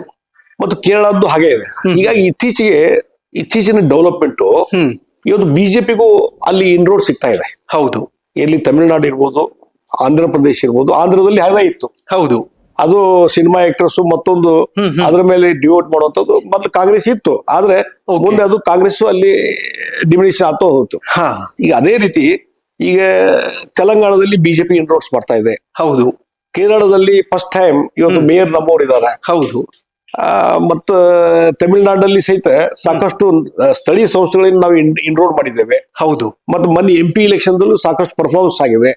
ಅದಕ್ಕಾಗಿ ಈ ಸಲದ ಆಶಾಭಾವನೆ ಅಂತಂದ್ರೆ ಈ ದಕ್ಷಿಣ ಭಾರತದ ರಾಜ್ಯಗಳಲ್ಲಿ ಯಾವ ರೀತಿ ಕರ್ನಾಟಕ ಅಲ್ಲಿ ನಮ್ಗೆ ಇನ್ರೋಡ್ ಆಗಿದೆ, ಕರ್ನಾಟಕದಲ್ಲಿ ಸ್ಥಾಪನೆ ಎಸ್ಟಾಬ್ಲಿಷ್ ಆಗಿದ್ದೇವೆ, ಅದೇ ರೀತಿ ಬರುವ ದಿವಸಗಳಲ್ಲಿ ಕೇರಳ ರಾಜ್ಯದಲ್ಲಿ ನಮ್ಮ ಬಲ ಇಮ್ಮಡಿ ಆಗ್ತದೆ. ಮತ್ತು ತಮಿಳುನಾಡಲ್ಲಿ ಸಹಿತ ನಾವು ದೊಡ್ಡ ಪ್ರಮಾಣದಲ್ಲಿ ಇನ್ರೋಡ್ ಹಾಕಿವಿ. ನಮ್ಮ ನೇತೃತ್ವ ಅಲ್ಲ, NDA ನೇತೃತ್ವದ ಸರ್ಕಾರ ಬಂದ್ರೂ ಬರ್ಲಿಕ್ಕೆ ಸಾಧ್ಯ ಇದೆ ಇಲ್ಲಿ ತಮಿಳುನಾಡಿನಲ್ಲಿ. ಕೇರಳದಲ್ಲಿ ನಾವು ಇಮಿಡಿಯೇಟ್ಲಿ ಸರ್ಕಾರ ಬರ್ತದೆ ಅಂತ ನಾವು ಹೇಳುದಿಲ್ಲ, ಬಟ್ ನಮ್ಮ ಶಕ್ತಿ ಬಹಳ ದೊಡ್ಡ ಪ್ರಮಾಣದಲ್ಲಿ ಬೆಳೀತದೆ.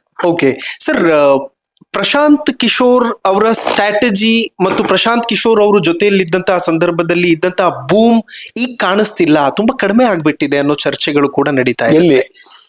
ಕೇಂದ್ರದಲ್ಲಿ, ಅಂದ್ರೆ ಮೋದಿ ಅವ್ರಿಗೆ ಅವ್ರು ಗೈಡ್ ಮಾಡ್ತಿದ್ದಾಗ 2014ರಲ್ಲಿ ಮೋದಿಜಿಯವರು ಫಸ್ಟ್ ಟೈಮ್ ಅವರು ಲ್ಯಾಂಡ್ ಸೈಡ್ ವಿಕ್ಟ್ರಿ ಆದಾಗ ಅವ್ರು ಪ್ರಶಾಂತ್ ಕಿಶೋರ್ ಅವರು ಅಡ್ವೈಸರ್ ಇದ್ರು. ಆದ್ರೆ 2019ರಲ್ಲಿ ನಮಗೇನೊಂದು ವಿಕ್ಟ್ರಿ ಸಿಕ್ತು ಮೋದಿ ಅವರ ನೇತೃತ್ವದಲ್ಲಿ, ಆ ಪ್ರಶಾಂತ್ ಕಿಶೋರ್ ನಮ್ಗೆ ಕೂಡ ಇರ್ಲಿಲ್ಲ. ಹೀಗಾಗಿ ಅವ್ರು ಇಲ್ದಾಗೂ ಸತ್ಯ ನಾವು ಗೆದ್ದಿದ್ದೇವೆ. ಮತ್ತೆ ಅವ್ರ ಅಡ್ವೈಸ್ ಇಲ್ಲದ ಎಷ್ಟೋ ರಾಜ್ಯಗಳನ್ನು ಗೆದ್ದಿದ್ದೀವಿ ನಾವು. ಹೌದು, ಉತ್ತರ ಪ್ರದೇಶ ಇರ್ಬೋದು, ಮತ್ತೆ ಗುಜರಾತ್ ಬಂದ್ವಿ, ಮಧ್ಯಪ್ರದೇಶ ಇರ್ಬೋದು, ರಾಜಸ್ಥಾನ ಇರ್ಬೋದು, ಹಿಮಾಚಲ್ ಪ್ರದೇಶ ಇರ್ಬೋದು, ಮಹಾರಾಷ್ಟ್ರ. ಅವಾಗೇನು ಪ್ರಶಾಂತ್ ಕಿಶೋರ್ ಇದ್ರಲ್ಲಿ ಲ್ಯಾಂಡ್ ಸ್ಲೈಡ್ ಇಷ್ಟು ದೊಡ್ಡ ಪ್ರಮಾಣದಲ್ಲಿ ವಿಕ್ಟ್ರಿ ನಮ್ಗೆ ಎಲ್ಲಿ ಸಿಕ್ಕಿಲ್ಲ ಮಹಾರಾಷ್ಟ್ರದಾಗ ಫಸ್ಟ್ ಟೈಮ್. ಹೀಗಾಗಿ ಇವತ್ತು ಒಬ್ಬ ವ್ಯಕ್ತಿ ಮೇಲೆ ಯಾವ್ದು ಡಿಪೆಂಡೆಂಟ್ ಇಲ್ಲ. Correct. Party organisation, party workers. BJP ಒಂದು ದೊಡ್ಡ ಸೆಟ್ ಅಂದ್ರೆ ಕಾರ್ಯಕರ್ತರ ಪಡೆ. RSS ಒಂದು ಬೆಂಬಲ.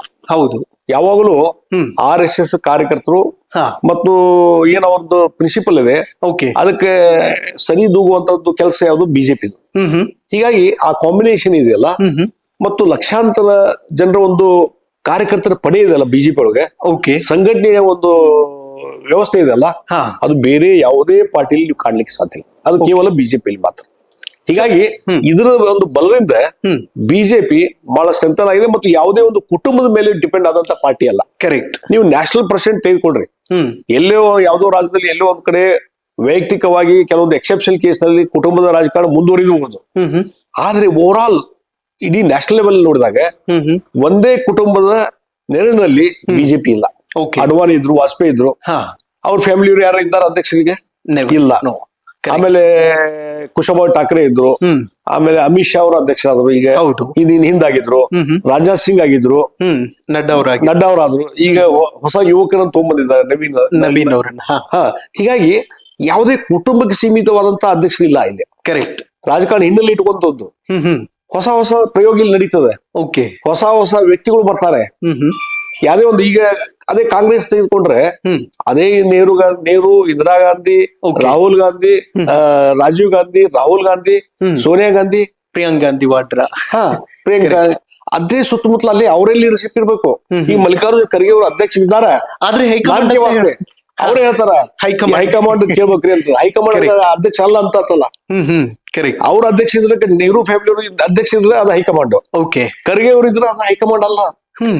ಅಂದ್ರೆ entirely they depended on Nehru family, Indira Gandhi family. ಆದ್ರೆ ಬಿಜೆಪಿ ಯಾವುದೇ ಒಂದು ಕುಟುಂಬ ಮೇಲೆ ಡಿಪೆಂಡ್ ಇಲ್ಲ. ಇದು ಡಿಫರೆನ್ಸ್, ಬೇರೆ ಪಾರ್ಟಿಗೆ ಬಿಜೆಪಿ ಇರೋದ ಡಿಫರೆನ್ಸ್.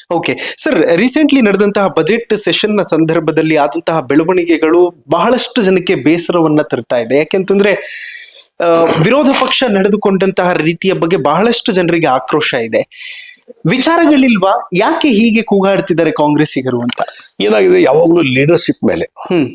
ಅಮಿತ್ ಶಾ ಅವರು ಮೊನ್ನೆ ಪಾರ್ಲಿಮೆಂಟ್ ಅಲ್ಲಿ ಭಾಷಣ ಮಾಡುವಾಗ ಉತ್ತರ ಕೊಡುವಾಗ ಹೇಳ್ತಾ ಇದ್ರು, ರಾಹುಲ್ ಗಾಂಧಿಗೆ ಅಡ್ರೆಸ್ ಮಾಡಿ ಹೇಳ್ತಾ ಇದ್ರು, ನೋಡ್ರಿ ರಾಹುಲ್ ಗಾಂಧಿ ಅಟ್ಲೀಸ್ಟ್ ನಿಮ್ಗೆ ಯಾರು ಅಡ್ವೈಸರ್ಸ್ ಅದಾರ, ನಿಮ್ಗೆ ಯಾರು ಭಾಷಣ ಮಾಡಿ ಬರೆದು ಕೊಡ್ತಾರೆ, ಅದ್ ಸರಿಯಾಗಿ ತಿಳ್ಕೊಂಡು ಇಲ್ಲಿ ಬರ್ರಿ. ನಿಮ್ಮ ಭಾಷಣ ಬರೆದು ಕೊಡುವಂತವ್ರು ಸರಿ ಇಲ್ಲ, ನಿಮ್ಮ ನಾಯಕತ್ವ ಫೇಲ್ ಆಗಿದೆ ಓಕೆ. ಮತ್ತು ಸುಮಾರು 90 ಎಲೆಕ್ಷನ್ ನಿಮ್ಮ ಲೀಡರ್ಶಿಪ್ ಫೇಸ್ ಆಗಿದೆ. ಹಾ. ನೀವು ಅದರಲ್ಲಿ ಗೆದ್ದಿಲ್ಲ.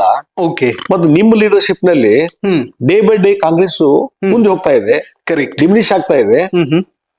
ಅದನ್ನ ವಿಚಾರ ಮಾಡ್ರಿ. ಅದು ಬಿಟ್ಟು SIR ಮತ್ತೊಂದು ಅದರ ಮೇಲೆ ಬಿಜೆಪಿ ಗೆದ್ದಿಲ್ಲ, ಅದರ ಮೇಲೆ ನೀವು ಸೋತಿಲ್ಲ, ನಿಮ್ ಲೀಡರ್ಶಿಪ್ ಸರಿ ಇಲ್ಲ. ಅದು ಓಪನ್ ಹೇಳಿದ್ರು. ನಾನು ಹೇಳ್ತೀನಿ, ರಾಹುಲ್ ಗಾಂಧಿ ಅವರು ಒಬ್ಬ ಇಮ್ಯಾಚ್ಯೂರ್ಡ್ ಲೀಡರ್ ಅಂತ ಹೇಳ್ತಿಲ್ಲ. ಮೆಚುರಿಟಿನೇ ಇಲ್ಲ ಅವ್ರಿಗೆ. ಈಗ ಒಂದು ಡ್ರೆಸ್ ಕೋಡ್ ಅಂತ ಇರ್ತದೆ. ಹೌದು, ಟಿ ಶರ್ಟ್ ಹಾಕೊಂಡ್ ಬರ್ತಾರೆ.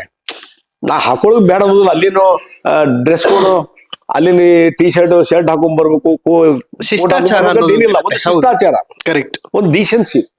ಈಗ ಮೊನ್ನೆ ಒಂದ್ಸಲ ಅಸೆಂಬ್ಲಿಲಿ ಖಾದರ್ ಅವರು ಯಾರೋ ಒಬ್ಬ MLA ವಿದೇಶದಿಂದ ಬಂದ ತಕ್ಷಣ ಲೇಟ್ ಆದಂತ ಸೀದಾ ಟಿ ಶರ್ಟ್ ಮೇಲೆ ಅಸೆಂಬ್ಲಿ ಪ್ರವೇಶ ಮಾಡಿದಾಗ, ಏನ್ರಿ ನೀವು ಶಾಸಕರೇನೋ ಟಿ ಶರ್ಟ್ ಹಾಕೊಂಡ್ ಬಂದ್ರಿ, ಒಂದ್ ಸರಿಯಾದ ಡ್ರೆಸ್ ಹಾಕೊಂಡ್ ಬರಕ್ ಬರಲ್ಲ ಅಂತ ಅದೇ ಖಾದರ್ ಬೀದ್ರು. ಕಾಂಗ್ರೆಸ್ ಅಲ್ಲಿ ಇದ್ದಂತವ್ರು. ಅದಕ್ಕೆ ಅವ್ರು ಬಹುಶಃ ಅಲ್ಲಿ ಇದ್ದಂತವ್ರು ಯಾರೋ ಉತ್ತರ ಕೊಡ್ಬೇಕಾಯ್ತು. ನಿಮ್ ರಾಹುಲ್ ಗಾಂಧಿ ಪಾರ್ಲಿಮೆಂಟ್ ಅಲ್ಲಿ ಟಿ ಶರ್ಟ್ ಹಾಕೊಂಡ್ ಬರ್ತಾರೆ, ನಾನೇನೋ ವಿದೇಶದಿಂದ ಲೇಟ್ ಆಗಿದೆ ಅಂತ ನಾ ಬಂದೇನಂತ ಹೇಳ್ಬೋದಾಗಿತ್ತು ಯಾರಾದ್ರು. ಆ ಧೈರ್ಯ ಇರ್ಲಿಲ್ಲ. ಹೀಗಾಗಿ ಒಬ್ಬ ಇಮ್ಯಾಚ್ಯೂರ್ಡ್ ಲೀಡರ್ಶಿಪ್ ನಲ್ಲಿ ಕಾಂಗ್ರೆಸ್ ಬಹಳಷ್ಟು ಇದಾಗಿದೆ. ಈ ಒಂದು ಎಕ್ಸಾಂಪಲ್. ಈಗ ಆಸಾಮದ್ದು ಹಿಂದ ಹೇಮಂತ್ ಶರ್ಮಾ ಈಗ ಮುಖ್ಯಮಂತ್ರಿ ಇದಾರಲ್ಲ, ಅವ್ರು ಕಾಂಗ್ರೆಸ್ ಲ ಇದ್ರು. ಹೌದು, ಅವ್ರು ಸರಿಯಾಗಿ ನಡ್ಕೊಳ್ಳಿಲ್ಲ ಅಂತ ಹೇಳಿ, ಗೌರವ ಕೊಡ್ಲಿಲ್ಲ ಅಂತ ಹೇಳಿ, ಮತ್ತು ಅವ್ರಿಗೆ ಎಲ್ಲ ಪಾಪ್ಯುಲಾರಿಟಿ ಇದ್ದಾಗ ಅವ್ರು ನೆಗ್ಲೆಕ್ಟ್ ಮಾಡಿದ್ರು ಅನ್ನೋ ಕಾರಣಸಲ ಬಿಜೆಪಿಗೆ ಬಂದ್ರು. ಕರೆಕ್ಟ್. ಅಂತ ಒಬ್ಬ ನಾಯಕನ ಕಳ್ಕೊಂಡ್ರು. ಈಗ ಅಲ್ಲಿ ಯಾರೋ ಒಬ್ಬ ಬೋರಾ ಅಂತ ಹೇಳಿ ಆಸಾಮದ ಹಿಂದಿನ ಅಧ್ಯಕ್ಷ, ಅವ್ರ ಸಲ ಇವತ್ತಿನ ರಾಜ್ಯಾಧ್ಯಕ್ಷ ಅಲ್ಲಿ ಕಾಂಗ್ರೆಸ್ನವರು ಸರಿಯಾಗಿ ನಡ್ಕೊಳ್ಳಿಲ್ಲ, ಹೈಕಮಾಂಡ್ ಗೌರವ ಕೊಟ್ಟಿಲ್ಲ ಅಂತ ಹೇಳಿ ಆತ ಈಗ ರಾಜೀನಾಮೆ ಕೊಟ್ಟು ಬಿಜೆಪಿ ಜಾಯಿನ್ ಆಗ್ತಾ ಇದ್ದಾನೆ. ಇದೆಲ್ಲ default on the part of the leadership of the Congress. Okay. Default on the part of the Rahul Gandhi. Okay. Rahul Gandhi ಅವ್ರಿಗೆ ಡಿಸಿಷನ್ ತೆಗೆದುಕೊಳ್ಳಿಕ್ಕೆ ಬರ್ತಾ ಇಲ್ಲ.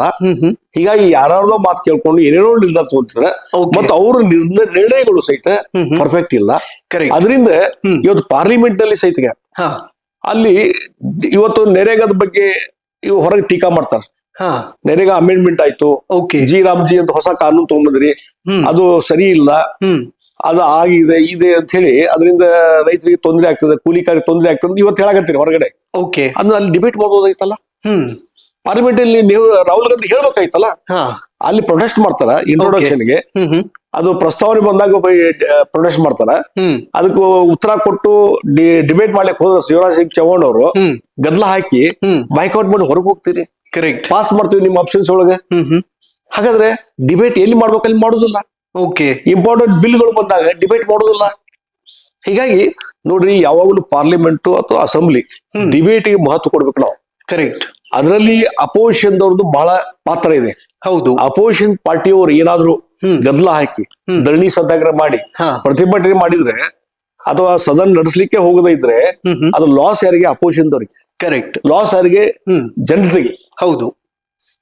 ರೂಲಿಂಗ್ ಪಾರ್ಟಿಗೆ ಏನೂ ಲಾಸ್ ಇಲ್ಲ, ತಿಳ್ಕೊಂಡ್ಬಿಡ್ರಿ.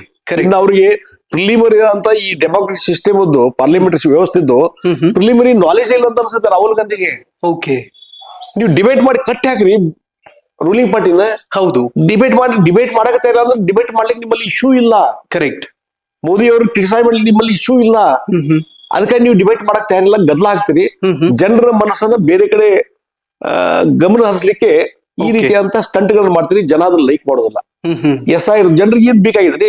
ಕರೆಕ್ಟ್. ಕೊಟ್ಟಿ ಮತದಾರನ ನೀವು ಓಟ್ ಹಾಕಂತಂದ್ರೆ ಯಾವ ಈ ದೇಶದ ಸಿಟಿಜನ್ ಇರ್ತಾನ ಅವನಿಗೆ ಓಟಿದ್ ಹಾಕಿದೆ. ಯಾರು ಈ ದೇಶದ ಸಿಟಿಜನ್ ಇಲ್ಲ ಅವ್ನು ತೆಗೆದು ಹಾಕುವಂತ ಕೆಲಸ ಇಲೆಕ್ಷನ್ ಕಮಿಷನ್ ಮಾಡ್ತದ. ಅದನ್ನ ನೀವು ವಿರೋಧ ಮಾಡ್ತೀರಿ. ಈಗ ಎಲ್ಲೆಲ್ಲಿ ಡಿಲೀಟ್ ಆಗಿವಲ್ಲ ಹೆಸರು, ಆತನ ಸಿಟಿಜನ್ಶಿಪ್ ಇಲ್ಲ. ಓಕೆ. ಅಂತವ್ನ ತೆಗೆದು ಹಾಕ್ತಾರ. ಅದನ್ನ ರಿವಿಷನ್ ಮಾಡಿ. ನೀವು ಸಿಟಿಜನ್ಶಿಪ್ ಇಲ್ದಂತವ್ನಿಗೆ ನೀವು ವೋಟಿಂಗ್ ಪವರ್ ಕೊಡ್ರಿ ಅಂತಂದ್ರೆ ಹೆಂಗ್ ಕೊಡ್ತಕ್ ಸಾಧ್ಯತೆ? ಓಕೆ. ಈ ರಾಹುಲ್ ಗಾಂಧಿ ಸಿಟಿಜನ್ ಇರ್ಲಿದ್ರೆ ಅವ್ರು ಎಲ್ಲಿ ಹೆಸರು ಬಂದಿರುತ್ತೆ ಡಿಲೀಟ್ ಮಾಡ್ಲಿಕ್ಕೆ ಪವರ್ ಇದೆ ಇಲೆಕ್ಷನ್ ಕಮಿಷನ್ಗೆ. ಹೌದು.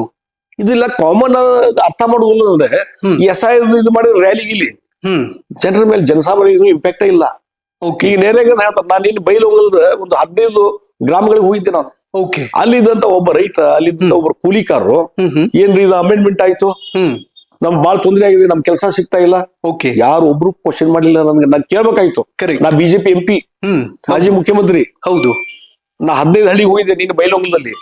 ಒಬ್ರು ಅದು ಕ್ವಶನ್ ಮಾಡ್ಬೇಕಾಯ್ತು ನನಗೆ. ಕರೆಕ್ಟ್. ಒಬ್ರು ಕ್ವಶನ್ ಮಾಡ್ಲಿಲ್ಲ. ಓಕೆ ಅಂದ್ರೆ ನೀವೇನು ಹೋರಾಟ ಮಾಡಾಕತ್ತಿಲ್ಲ ಇದ್ರದ್ದು ಇಂಪ್ಯಾಕ್ಟ್ ಜನರ ಮೇಲೆ ಇಲ್ಲ. ಓಕೆ ಮತ್ ನಿಮ್ದು ಏನ್ ಟಾರ್ಗೆಟ್ ಯಾವಾಗ್ಲೂ ಬಹುಸಂಖ್ಯಾತರ ಹಿಂದೂಗಳ ಮೇಲೆ ಟಾರ್ಗೆಟ್ ನಿಮ್ದು. ಇವತ್ತು ಬಂಗಾಳದಲ್ಲಿ ಸಾಕಷ್ಟು ಜನ 15-20 ಜನ ಹಿಂದೂಗಳು ಹತ್ಯೆ ಆದ್ರೆ ಅದನ್ನ ಖಂಡನೆ ಮಾಡುದಿಲ್ಲ.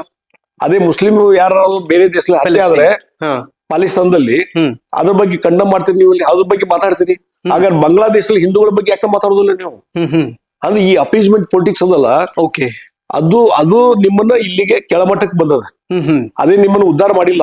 ಓಕೆ ಹೀಗಾಗಿ ಆ ಹಿನ್ನೆಲೆ ಇಟ್ಟುಕೊಂಡು ಇವತ್ತು ಒಂದು ಲೀಡರ್ಶಿಪ್ ವ್ಯಾಕ್ಯೂಮ್ ಇಲ್ಲ ಕಾಂಗ್ರೆಸ್ ನಲ್ಲಿ, ಅದರಿಂದ ನೀವು ತೊಂದರೆ ಅನುಭವಿಸ್ತಾ ಇದ್ದೀರಿ. ಓಕೆ ಸರ್, ಒಂದ್ ಕಡೆ ಪಬ್ಲಿಷ್ ಆಗದೆ ಇರುವಂತಹ ಬುಕ್ ಅಂತಂದು ನಾನು ಪ್ರಸ್ತಾಪ ಮಾಡ್ತೀನಿ, ಇದೇ ವಿಚಾರ ಮಾತಾಡ್ತೀನಿ ಅನ್ನುವಂತಹ ಹಠ. ಮತ್ತೊಂದು ಕಡೆ ವೋಟ್ ಚೋರಿ ಆಗಿದೆ ಅಂತ ಭಾಷಣ ಮಾಡ್ತಿರ್ತಾರೆ. ಅದನ್ನ ಕೋರ್ಟ್ ಅಲ್ಲಿ ತೆಗೆದುಕೊಂಡು ಹೋಗಿ ತಾರ್ಕಿಕ ಅಂತ್ಯವನ್ನ ಕಂಡುಕೊಳ್ಳುವಂತ ಪ್ರಯತ್ನ ಮಾಡೋದೇ ಇಲ್ಲ. ಅಂದ್ರೆ ಯಾಕೆ ಈ ದ್ವಂದ್ವತೆ ಅಂತ ಅವರಲ್ಲಿ? ಅದು ಮ್ಯಾಚುರಿಟಿ ಇಲ್ಲ ಅಂತ, ಲೀಡರ್ಶಿಪ್ ಕ್ವಾಲಿಟೀಸ್ ಇಲ್ಲ ರಾಹುಲ್ ಗಾಂಧಿಯಲ್ಲಿ. ಹೀಗಾಗಿ ಯಾವ್ದೋ ಇಶ್ಯೂ ಬರ್ತಾರೆ, ಏನೋ ಅರ್ಧಂಬರ್ಧ ಮಾಡ್ತಾರೆ. ನರವಣಿ ಇಶ್ಯೂ ಆಯ್ತು, ಒಂದ್ಸಲ ಸ್ಪೀಕರ್ ಅಲೋ ಮಾಡಿ ಇನ್ನೂ ಸಾಕಷ್ಟು ಡಿಬೇಟ್ ಮಾಡ್ಲಿಕ್ಕೆ ಬೇಕಾಷ್ಟು ಪಾಯಿಂಟ್ಸ್ ಇದಾವಲ್ಲ, ಅದ್ರ ಡಿಬೇಟ್ ಮಾಡ್ಬೋದಲ್ಲ. ಸರ್ಕಾರದ ಏನಾದ್ರು ಫೇಲ್ಯೂರ್ ಇದ್ರೆ ಮೋದಿ ಅವ್ರ ನಾಯಕತ್ವದ ಬಗ್ಗೆ ಏನಾದ್ರು ಮೈನಸ್ ಪಾಯಿಂಟ್ಸ್ ಇದ್ರೆ ಹೇಳ್ಬೋದಾಗಿತ್ತು ನೀವು. ಓಕೆ, ಸರ್ಕಾರದ ಕಾರ್ಯವೈಖರಿ ಬಗ್ಗೆ ಹೇಳ್ಬೋದಾಗಿತ್ತು. ಅದನ್ನ ಹೇಳದ್ ಬಿಟ್ಟು ಬರೀ ನರವಣಿ ಬುಕ್ ಹಿಡ್ಕೊಂಡು ನೀವು ಇಡೀ ಒಂದು ವಾರ ಪಾರ್ಲಿಮೆಂಟ್ ನಡೆಸಿಕೊಳ್ಳುದಿಲ್ಲ ಅಂತಂದ್ರೆ ಯಾವ ಮೂರ್ಖತನದ ಪ್ರಭಾವಿ ಅಂತ ಹೇಳ್ತೇನೆ ನಾನು. ಓಕೆ, ಬಟ್ ಒಂದು ಇನ್ಸಿಡೆಂಟ್ ಸರ್, ನರೇಂದ್ರ ಮೋದಿ ಅವರು ಪಾರ್ಲಿಮೆಂಟ್ಗೆ ಬರುವಂತಹದನ್ನ ನಿಮಗೆ ಸಮಸ್ಯೆ ಆಗುತ್ತೆ ಅನ್ನುವಂಥದ್ದನ್ನ ಓಂ ಬಿರ್ಲಾ ಅವರು ಕನ್ವೆ ಮಾಡಿದ್ರು ಆಕ್ಚುಲಿ. ಹಾಗಾಗಿ ಮೋದಿ ಅವರು ಬರುವಂತದ್ದು ಸ್ಟಾಪ್ ಆಯಿತು. ಬಟ್ ಇದನ್ನ ಹೊರಗಡೆ ಹೇಗೆ ಪ್ರೊಜೆಕ್ಟ್ ಮಾಡಲಾಗ್ತಾ ಇದೆ ಅಂತಂದ್ರೆ, ಮಹಿಳಾ ಸಂಸದರಿಗೆ ಹೆದರಿಕೊಂಡು ನರೇಂದ್ರ ಮೋದಿ ಅವರು ಪಾರ್ಲಿಮೆಂಟ್ಗೆ ಬರ್ತಿಲ್ಲ, ನರೇಂದ್ರ ಮೋದಿ ಅವರು ಪುಕ್ಕಲ ಅನ್ನುವಂತಹ ರೀತಿಯಲ್ಲೆಲ್ಲ ಟ್ರೋಲ್ ಮಾಡ್ತಿದ್ದಾರೆ ಕಾಂಗ್ರೆಸ್ಸಿಗರು. ಟ್ರೋಲ್ ಮಾಡ್ತಿದ್ದಾರೆ, ಜನ ಅದನ್ನ ನಂಬ್ತಾ ಇಲ್ಲ. ಓಕೆ, ಮೋದಿ ಅವ್ರ ಕೆಪಾಸಿಟಿ ಏನದ, ಮೋದಿ ಅವರು ಗುಡ್ ಗವರ್ನೆನ್ಸ್ ಇದೆ, ಎಲ್ಲರಿಗೂ ಗೊತ್ತಿದೆ. ಕರೆಕ್ಟ್. ಮತ್ತೆ ಇದ ನಿಮ್ಗೆ ಯಾಕೆ ಎಕ್ಸಾಂಪಲ್ ಹೇಳ್ತೇನೆ ಅಂದ್ರೆ, ಇವತ್ತು ಅಟಲ್ ಬಿಹಾರಿ ವಾಜಪೇಯಿ ಅವರು, ನಾನು ನಿನ್ನೆ ಹೇಳಿದಲ್ಲ ಬೈಲೊಂಗ್ಲ 15 ಹಳ್ಳಿಗೆ ಹೋಗಿದ್ದೆ ಅಂತೇಳಿ, ವಾಜಪೇಯಿ ಅವ್ರ ಹೆಸರು ತೆಗೆದುಕೊಂಡ್ರೆ ಕ್ಲಾಪ್ಸ್ ಹೊಡಿತಾರ. ಕರೆಕ್ಟ್. ಮೋದಿ ಅವರ ಸಾಧನೆ ಬಗ್ಗೆ 11 ವರ್ಷದ ವಿಚಾರಗಳ ಬಗ್ಗೆ ನಾನು ಅಲ್ಲಿ ಮಾತಾಡಿದ್ರೆ ಕ್ಲಾಪ್ಸ್ ಹೊಡಿತಾರ. ಅಂದ್ರೆ ಮೋದಿ ಅವ್ರ ಪಾಪ್ಯುಲಾರಿಟಿ ಇವತ್ತು ಇದೆ ಅಂತ ಅರ್ಥ. ಕರೆಕ್ಟ್. ವಾಜಪೇಯಿ ಅವ್ರ ಪಾಪ್ಯುಲಾರಿಟಿ ಇವತ್ತು ಇದೆ ಅಂತ. ಹಾಗಾದ್ರೆ ಮೋದಿ ಅವ್ರ ಬಗ್ಗೆ ನಾವು ಮಾತಾಡಿದ್ರೆ ಓಕೆ ನೆಗೆಟಿವ್ ಮಾತಾಡೋದು ಜನಸ ಅಭಿಪ್ರಾಯ ಬರೋದಿಲ್ಲ. ಕರೆಕ್ಟ್. ಅವ್ರ ಬಗ್ಗೆ ಇನ್ನೂ ಇವತ್ತು ಕ್ಯೂರಿಯಾಸಿಟಿ ಇದೆ, ಅಟ್ರಾಕ್ಷನ್ ಇದೆ, ಅವರ ಒಂದು ಪಾಪ್ಯುಲಾರಿಟಿ ಇದೆ, ಜನ ಅವ್ರ ಬಗ್ಗೆ ಮನ್ನಣೆ ಕೊಡ್ತಾರೆ ಲೀಡರ್ಶಿಪ್. ನೀವೇನೋ ಪಾರ್ಲಿಮೆಂಟ್ ಅಲ್ಲಿ ಮತ್ತೊಂದ್ ಕಡೆ ಟ್ರೋಲ್ ಮಾಡಿದ್ರೆ, ನಿಮ್ ಸೋಷಿಯಲ್ ಮೀಡಿಯಾದಾಗ ಹೇಳಿದ್ರೆ ಮೋದಿ ಅವ್ರ ಪಾಪ್ಯುಲಾರಿಟಿ ಕಡಿಮೆ ಆಗುದಿಲ್ಲ, ತಿಳ್ಕೊಂಡ್ಬಿಡ್ರಿ. ಓಕೆ, ಅವತ್ತು ಮೋದಿ ಅವ್ರನ್ನ ಅಲ್ಲಿ ಬರದ ರೀತಿಯಲ್ಲಿ, ಅಲ್ಲಿ ಕುರ್ಚಿಯಲ್ಲಿ ಕುಂದ್ರದ ರೀತಿಯಲ್ಲಿ ಅವ್ರ ಮೇಲೆ ಒತ್ತಡ ತರುವಂತ ಮಹಿಳಾ ಸದಸ್ಯರಿಂದ ನಡೆದಿತ್ತು, ಒಂದು ಷಡ್ಯಂತ್ರ ನಡೆದಿತ್ತು. ಓಕೆ, ಹೀಗಾಗಿ ಅದನ್ನ ನೀವು ಬೇರೆ ರೂಪದಲ್ಲಿ ಅರ್ಥೈಸಿ ಮಾಡಿದ್ರೆ ಜನ ಇವತ್ತು ನಿಮ್ಮ ಮಾತು ನಂಬುದಿಲ್ಲ. ಓಕೆ, ಇಲ್ಲಿ ಅವ್ರಿಗೆ ಓಂ ಬಿರ್ಲಾ ಅವ್ರ ಚೇಂಬರ್ಗೆ ಹೋಗಿ ಬಿರ್ಲಾ ಅವ್ರಿಗೆ ಸಹಿತ ಗಲಾಟೆ ಮಾಡಿದ್ರಿ. ಕರೆಕ್ಟ್. ಒಬ್ಬ ಸ್ಪೀಕರ್ಗೂ ಅವ್ರ ಮೇಲೆ ಅವಿಶ್ವಾಸ ಒತ್ತುವಳಿ ತಗೊಂಡ್ಬರ್ತೀರಿ. ಹೌದು, ಇದ ನಿಮ್ ದಂಧೆ ಏನಂತೆ. ಇನ್ಫ್ಯಾಕ್ಟ್ ನಿಮಗೆ ಪಾರ್ಲಿಮೆಂಟ್ ನಡಿಬೇಕು ಬೇಡ ಅಂತ ನಾ ಕೇಳುದು. ಪಾರ್ಲಿಮೆಂಟ್ ನಡೆಸ್ಲಿಕ್ಕೆ ನಿಮ್ಗೆ ಮನಸ್ಸಲ್ಲಿ, ಯಾಕಂದ್ರೆ ನಿಮ್ಮಲ್ಲಿ ಏನು ವಿಷಯನೇ ಇಲ್ಲ. ಓಕೆ, ಬುರುಡೆ ಇದೆ ನಿಮ್ಮ ತಲೆ, ಬರೇ ಬುರುಡೆ ಇದೆ, ಯಾವ ವಿಷಯ ಇಲ್ಲ. ಓಕೆ, ಅದಕ್ಕಾಗಿ ಡಿಬೇಟ್ ಮಾಡ್ಲಿಕ್ಕೆ ತಯಾರಿಲ್ಲ. ಇನ್ಫ್ಯಾಕ್ಟ್ ಸರ್, ಯಾವಾಗ ಅವಿಶ್ವಾಸ ನಿರ್ಣಯ ಮಂಡಿಸಬೇಕು ಅನ್ನುವಂತ ವಿಚಾರ ಚರ್ಚೆಗೆ ಬಂತು, ಅವತ್ತಿಂದ ಪಾಪ ಓಂ ಬಿರ್ಲಾ ಅವ್ರು ಬರೋದನ್ನೇ ಬಿಟ್ರು. ಇಲ್ಲ, ಯಾವಾಗ್ಲೂ ನೋಡ್ರಿ, ಅವರು ಒಂದ್ಸಲ ನೋ ಕಾನ್ಫಿಡೆನ್ಸ್ ಸ್ಪೀಕರ್ ಮೇಲೆ ಬಂದಾಗ ಟೆಕ್ನಿಕಲಿ ಅವ್ರು ಬಂದು ಕುಂದಿರಬಹುದು, ನಡೆಸಬಹುದು. ಕರೆಕ್ಟ್. ಹೌದು. ಆದ್ರೆ ಒಂದು ಮಾರಲ್ ಗ್ರೌಂಡ್ ಅಂತ ಇರ್ತದೆ. ಕರೆಕ್ಟ್. ನೈತಿಕತೆ. ನೋ ಕಾನ್ಫಿಡೆನ್ಸ್ ಮೋಷನ್ ಬಂದದಪ್ಪ, ನಾ ಹೋಗಿ ಯಾಕೆ ನಡೆಸ್ಬೇಕು? ಹೌದು. ಅದಕ್ಕೆ ಆ ಹಿನ್ನೆಲೆ ಇಟ್ಕೊಂಡು ಅವರು ಅಲ್ಲಿ ಪೀಠಕ್ಕೆ ಬರ್ತಾ ಇಲ್ಲ. ಹೌದು. ಅದೊಂದು ಈ ಮಾರ್ಚ್ 9ಕ್ಕೆ ಮತ್ತೆ ಸ್ಟಾರ್ಟ್ ಆಗತ್ತೆ, ಅವ್ರು ಡಿಸೈಡ್ ಆಗತ್ತೆ ಅದ್ರ ಬಗ್ಗೆ. ಓಕೆ, ಹೀಗಾಗಿ ಅದನ್ನ ಅರ್ಥ ಮಾಡ ಆ ಒಂದು ಮಾರಲ್ ಗ್ರೌಂಡ್ ಮೇಲೆ ಅವ್ರು ಬಂದಿಲ್ಲ. ಟೆಕ್ನಿಕಲಿ ಬರಬಾರ್ದು ಅಂತ ಏನಿಲ್ಲ, ಬರ್ಲಿಕ್ಕೆ ಸಾಧ್ಯ ಇದೆ.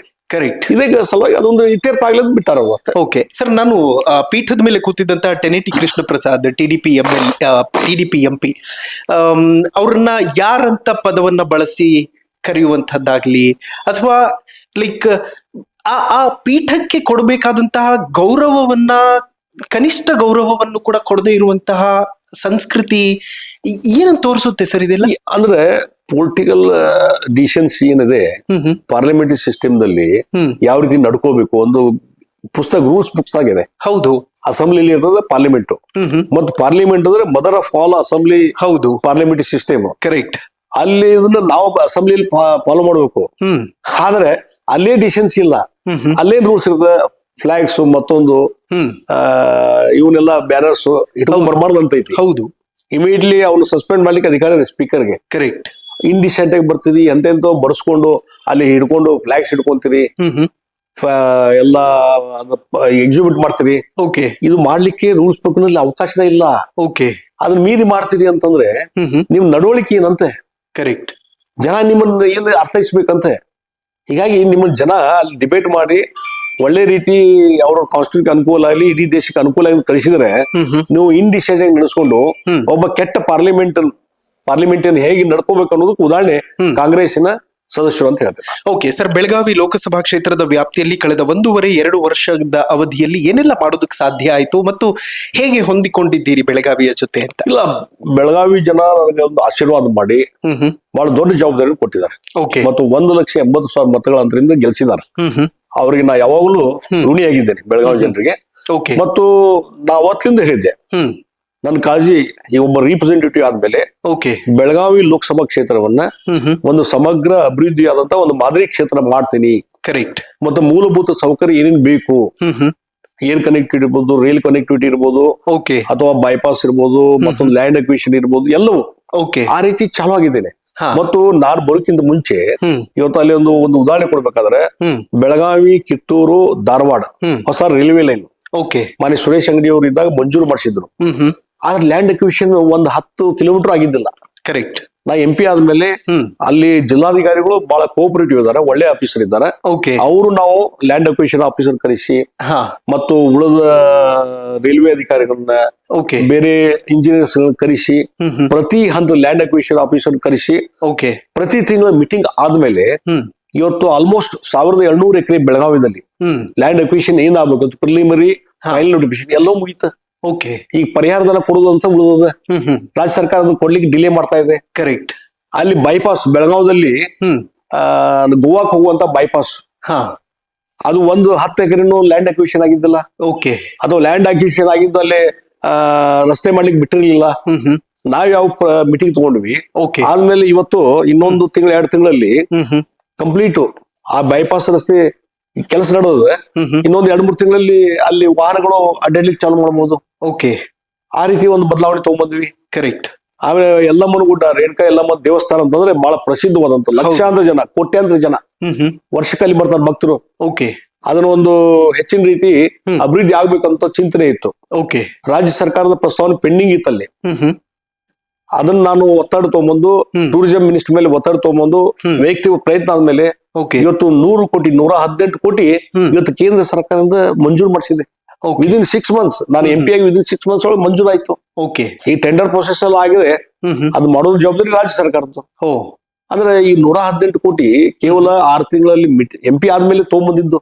ಓಕೆ, ಮತ್ತೆ ಯಾವ್ಯಾವ ಪೆಂಡಿಂಗ್ ಇಶ್ಯೂ ಅದಾವ, ಏರ್ಪೋರ್ಟ್ ಗೆ ಸಂಬಂಧಪಟ್ಟಂತ ಅಲ್ಲಿ ಟರ್ಮಿನಲ್ ಹೊಸ ಕಟ್ಟಡ ಆಗ್ತಾ ಇದೆ, ಅದನ್ನ ಪೂರ್ಣಗೊಳಿಸುವಂತದ್ದು ಇರ್ಬೋದು.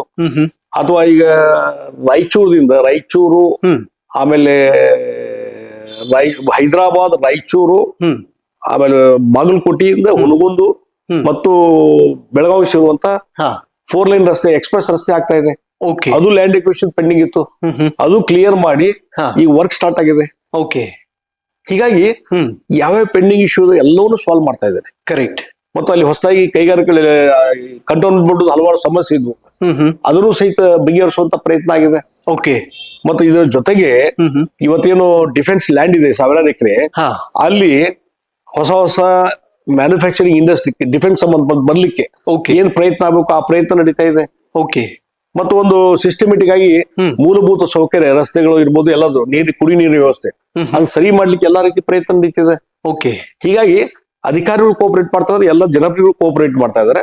ಆ ಹಿನ್ನೆಲೆಯಲ್ಲಿ ಇವತ್ತು ಜನರಿಗೆ ಅನಿಸದ, ಇಲ್ಲ ಜಗದೀಶ್ ಶೆಟ್ಟರ್ MP ಆದ್ಮೇಲೆ ಬೆಳಗಾವಿಯಲ್ಲಿ ಬದಲಾವಣೆ ಆಗ್ತಾ ಇದೆ, ಓಕೆ, ಬದಲಾವಣೆ ತಗೊಂಡ್ಬಂದಿದ್ದಾರೆ ಅಂತ ಕಾನ್ಫಿಡೆನ್ಸ್ ನನ್ ಮೇಲೆ ಅವ್ರಿಗೆ ಬಂದದ. ಓಕೆ, ಮತ್ತು ಬೆಳಗಾವಿ ಜನ ಬಹಳ ಒಳ್ಳೆಯ ಜನ, ಅವ್ರಿಗೆ ಎಲ್ಲಾ ರೀತಿ ನನಗೆ ಸಹಾಯ ಸಹಕಾರ ಕೊಡ್ತಾ ಇದ್ದಾರೆ. ಹೀಗಾಗಿ ನನಗೂ ಸ್ಮೂತ್ ಆಗಿ ಕೆಲಸ ಮಾಡ್ಲಿಕ್ಕೂ ಅನುಕೂಲ ಆಗಿದೆ. ಓಕೆ ಸರ್, ಒಂದು ಕಡೆ SM ಕೃಷ್ಣ ಅವರ ಅವಧಿಯಲ್ಲಿ, ಮತ್ತೊಂದು ಕಡೆ ಸಿದ್ದರಾಮಯ್ಯ ಅವರ ಅವಧಿಯ ಸಂದರ್ಭದಲ್ಲೂ ಕೂಡ ತಾವು ವಿರೋಧ ಪಕ್ಷದ ನಾಯಕರಾಗಿ ತುಂಬಾ ಅಚ್ಚುಕಟ್ಟಾಗಿ ಕೆಲಸ ಮಾಡಿದಿರಿ. There is no doubt at all. ಹೇಗೆ ಈಗ ಪ್ರೆಸೆಂಟ್ ಕೇಂದ್ರದಲ್ಲಿ ಕಾಂಗ್ರೆಸ್ ಆ, ವಿರೋಧ ಪಕ್ಷವಾಗಿ ಕೆಲಸ ಮಾಡ್ತಿದೆಯೋ ಹಾಗೆ ಕರ್ನಾಟಕದಲ್ಲಿ ಬಿಜೆಪಿ ವಿರೋಧ ಪಕ್ಷವಾಗಿದೆ. ಗುಡ್ ಫಾರ್ ನಥಿಂಗ್ ಅನ್ನೋ ತರ ಇದ್ದಾರೆ. ವಿರೋಧ ಪಕ್ಷ ಅಷ್ಟು ಪ್ರಖರವಾದಂತಹ ವಿಚಾರಗಳನ್ನು ಮಂಡಿಸ್ತಾ ಇಲ್ಲ, ಸ್ಟ್ರಾಂಗ್ ಆಗಿ ಮಾತಾಡುವಂತ ವಿರೋಧ ಪಕ್ಷದ ನಾಯಕರಿಲ್ಲ ಅನ್ನುವಂತ ಮಾತುಗಳು ಕೇಳಿ ಬರ್ತಾ ಇರತ್ತೆ. ಇಲ್ಲ, ಏನಾಗಿದೆ, ಅವ್ರು ತಮ್ಮ ಇತಿಮಿತಿಯಲ್ಲಿ ವಿರೋಧ ಪಕ್ಷ ನಾಯಕರು ಇರ್ಬೋದು, ಇನ್ನಿತರ ನಮ್ಮ ಶಾಸಕರು ಇರ್ಬೋದು, ತಮ್ಮ ಕೆಲಸವನ್ನು ಅವ್ರು ಮಾಡ್ತಾ ಇದ್ದಾರೆ. ಓಕೆ. ಆದ್ರೆ ವ್ಯವಸ್ಥೆ ಬದಲಾವಣೆ ಆಗಿದೆ. ಆ ಹಿನ್ನೆಲೆಯಲ್ಲಿ ಕೆಲವೊಂದು ಟೀಕೆ ಟಿಪ್ಪಣಿಗಳು ಬರ್ತವೆ. ಆದ್ರೆ ಇವತ್ತಿನ ವ್ಯವಸ್ಥೆಯಲ್ಲಿ ಯಾವ ರೀತಿ ಹಲವಾರು ವಿಚಾರಗಳನ್ನ ಎತ್ತಬೇಕು ಮತ್ತು ರಾಜ್ಯ ಸರ್ಕಾರದ ವೈಫಲ್ಯಗಳನ್ನ ತೆಗೆದು ಹಾಕುವಂತದ್ದು, ಇದೆಲ್ಲವನ್ನು ರೇಸ್ ಮಾಡ್ತಾ ಇದ್ದಾರೆ. ಅದಕ್ಕೆ ಅದರಲ್ಲಿ ಲೋಪದೋಷ ನಾನು ಕಂಡಿಲ್ಲ. ಓಕೆ. ಬಟ್ ತುಂಬಾ ವಿಚಾರಗಳು ಸರ್, ಸರ್ಕಾರವನ್ನ ಕಟ್ಟಿ ಹಾಕುವಂತ ವಿಚಾರಗಳನ್ನ ಬಿಟ್ಟು ಬೇರೆದೇ ಚರ್ಚೆ ಆಗ್ತಾ ಇರುತ್ತೆ, ಡೈವರ್ಷನ್ ಜಾಸ್ತಿ ಆಗ್ತಾ ಇರುತ್ತೆ ಅಂತ. ಏನಾದ್ರೆ ಈಗ ಪ್ರೆಸೆಂಟ್ ನೋಡಿ, ನಮಗೆ ಒಂದು ಕಡೆ KS ಈಶ್ವರಪ್ಪ ಅವರ ಅನುಪಸ್ಥಿತಿ ತುಂಬಾ ಕಾಡ್ತಿದೆ, ನಿಮ್ಮ ಅನುಪಸ್ಥಿತಿ ತುಂಬಾ ಕಾಡ್ತಾ ಇದೆ, ಯಡಿಯೂರಪ್ಪ ಅವರ ಅನುಪಸ್ಥಿತಿ ತುಂಬಾ ಕಾಡ್ತಾ ಇದೆ. ಈ ತರದ ಫೈರ್ ಇರುವಂತ ನಾಯಕರಿಲ್ಲ ಅಂತ. ಇಲ್ಲ, ಇದೇನಾಗ್ತದೆ, ಆ ಮೈಂಡ್ ಸೆಟ್ ಹಂಗಿರ್ತದೆ ಅದು. ಆದ್ರೆ ಇಲ್ಲೇನಾಗಿದೆ, ಅಲ್ಲಿ ವಿಷಯಗಳನ್ನ ಡೈವರ್ಟ್ ಮಾಡುವಂತದ್ದು ಕೆಲವೊಂದು ವ್ಯವಸ್ಥೆ ಕೆಲವೊಂದು ಸದಸ್ಯರಿಂದ ಆಗ್ತಾ ಇರೋದ್ರಿಂದ ಓಕೆ, ಇವತ್ತು ಅಪೋಸಿಟ್ ಲೀಡರ್ ಅವರು ಮತ್ತೊಬ್ರು ಮಾತಾಡುವಾಗ ಇಂಟರ್ವೆನ್ಷನ್ ಎಲ್ಲ ಆಗುದ್ರಿಂದ ಇವೆಲ್ಲ ಸಮಸ್ಯೆ ಆಗಿದ್ದು ಹೊರತು ಅವರ ಪರ್ಫಾರ್ಮೆನ್ಸ್ ಬಗ್ಗೆ ನನಗೇನು ಸಂಶಯ ಬಂದಿಲ್ಲ. ಒಳ್ಳೆ ಪರ್ಫಾರ್ಮೆನ್ಸ್ ಮಾಡ್ತಾ ಇದ್ದಾರೆ. ಓಕೆ ಸರ್, ಒಂದು ಕಡೆ ಈ ವಾಲ್ಮೀಕಿ ಹಗರಣ ಸಂಬಂಧಪಟ್ಟ ಹಾಗೆ ಒಂದು ಕಡೆ CM ಅವರು ಹೇಳ್ತಾರೆ, ಇಲ್ಲ ಅದಷ್ಟಾಗಿಲ್ಲ, 80 ಕೋಟಿ ಅಷ್ಟೇ ಆಗಿರೋದು ಅಂತ. ಈ ವಿಚಾರವನ್ನ ತುಂಬಾ ಸ್ಟ್ರಾಂಗ್ ಆಗಿ ಕಟ್ಟಿ ಹಾಕುವಂತ ಪ್ರಯತ್ನ ಆಗ್ಬೇಕಿತ್ತು. ಅದು ಯಾವ್ದೋ 14 ಸೈಟ್ಗಳನ್ನ ತಗೊಂಡ್ರು ಅಂತ ಆ ಕಡೆ ಡೈವರ್ಟ್ ಆಯ್ತು ವಿಚಾರ ಆಗ್ತಾ. ಇಲ್ಲಿ ಏನಾಗಿದೆ, ಒಂದು ಹಂತಕ್ಕವರೆಗೆ ನಾವು ಹೋರಾಟ ಮಾಡ್ಕೋಬಹುದು ಅಪೋಸಿಷನ್ದಾಗೆ. ಓಕೆ, ಅಲ್ಲಿ ಪ್ರಸ್ತಾವ ಮಾಡ್ಬೋದು, ಒಂದ್ ಹಂತಕ್ಕೆ ತಗೊಂಡ್ಬಂದ್ಬೋದು. ಆದ್ರೆ ಅವ್ರು ರಾಜೀನಾಮೆ ಕೊಟ್ಟು ಹೋಗ್ಬೇಕು, ಎಲ್ಲ ತಕ್ಷಣ ಪನಿಷ್ಮೆಂಟ್ ಮಾಡ್ಬೇಕು, ಅದೆಲ್ಲ ಆಗ್ಲಿಕ್ಕೆ ಸಾಧ್ಯ ಇಲ್ಲ. ಇವತ್ತು ಯಾವ ತಪ್ಪುಗಳನ್ನು ಮಾಡಿದ್ದಾರೆ ಅನ್ನ ಜನರಿಗೆ ಗಮನಕ್ಕೆ ತರುವಂತ ಕೆಲಸ ನಾವು ಮಾಡಿದ್ರೆ ಅದೇ ಪರ್ಫಾರ್ಮೆನ್ಸ್. ಈಗ ನಮ್ಮ ಪಕ್ಷ ಇವತ್ತು ಅಸೆಂಬ್ಲಿಯಲ್ಲಿ ಯಾವ್ಯಾವ ಮೈನಸ್ ಪಾಯಿಂಟ್ಸ್ ಇದಾವ ಸಿದ್ದರಾಮಯ್ಯ ಅವ್ರದ್ದು, ಅದನ್ನ ಜನರ ಗಮನಕ್ಕೆ ತರುವಂತ ಕೆಲಸ ಮತ್ತು ಅಸೆಂಬ್ಲಿ ಎತ್ತುವಂತ ಕೆಲಸ ಪರ್ಫೆಕ್ಟ್ ಆಗಿ ಮಾಡಿದ್ದಾರೆ. ಅದ್ರ ಇಫೆಕ್ಟ್ ಬರುವಂತ ಚುನಾವಣೆಯಲ್ಲಿ ಆಗೇ ಆಗ್ತದೆ. ಓಕೆ, ಫೈನಲಿ ಸರ್, ಕಾರ್ಯಕ್ರಮದ ಮುಖಾಂತರ ಏನ್ ಹೇಳೋದಕ್ಕೆ ಇಷ್ಟಪಡ್ತೀರಿ? ಏನಿಲ್ಲ, ಒಬ್ಬ ಜನಪ್ರತಿಯಾಗಿ ಏನೊಂದು ಕೆಲಸ ಮಾಡುವಂತ ಸಮಾಧಾನ ಇದೆ, ಆ ಸಮಾಧಾನ ಅಲ್ಲಿ ಬಂದಿದೆ. ಮತ್ತು ಜನರು ಏನೊಂದು ಡಿಮಾಂಡ್ಸ್ ಇಟ್ಕೊಂಡ್ ಬಂದಿರ್ತಾರೆ, ತೊಂದರೆ ಇಟ್ಕೊಂಡ್ ಬಂದಿರ್ತಾರೆ, ಅದಕ್ಕೆ ಸೊಲ್ಯೂಷನ್ ಹೇಳಿದಾಗ ಅವ್ರು ಏನು ಒಂದು ಸಮಾಧಾನ ತೃಪ್ತಿಯಿಂದ ಹೋಗ್ತಾರಲ್ಲ, ಅದೇ ನನ್ನ ದೊಡ್ಡ ಸಮಾಧಾನ. ಆ ಕೆಲಸ ಇಲ್ಲಿವರೆಗೆ ಮಾಡ್ಕೊಂಡ್ ಬರ್ತೀನಿ. ಅಮೇಸಿಂಗ್ ಸರ್, ಡೆಲ್ಲಿಯಲ್ಲಿ ಮತ್ತೆ ಸಿಗೋಣ sir. Thank you so much, ಬಹಳ ಖುಷಿ ಆಯ್ತು ಮಾತಾಡಿ. Thank you so much sir. ನೋಡಿದ್ರಲ್ಲ ವೀಕ್ಷಕರೇ, ಇದಿಷ್ಟು ಮಾಜಿ ಮುಖ್ಯಮಂತ್ರಿ ಬೆಳಗಾವಿ ಲೋಕಸಭಾ ಕ್ಷೇತ್ರದ ಸಂಸದರು ಜಗದೀಶ್ ಶೆಟ್ಟರ್ ಅವರ ಮಾತುಗಳು. ಅವರ ಮನೆ ಮತ್ತು ಮನದ ಮಾತು ನಿಮ್ಮವರೆಗೂ ತಲುಪಿಸುವಂತಹ ಪ್ರಯತ್ನ ನಮ್ದಾಗಿತ್ತು. ನೋಡ್ತಾ ಇರಿ ಹೆಲೋ ಹಿಂದೂ. ನಾನು ಸೈಯದ್ ಹಿದಾಯತ್, ಸೈನಿಂಗ್ ಆಫ್ ಹುಬ್ಳಿಯಿಂದ.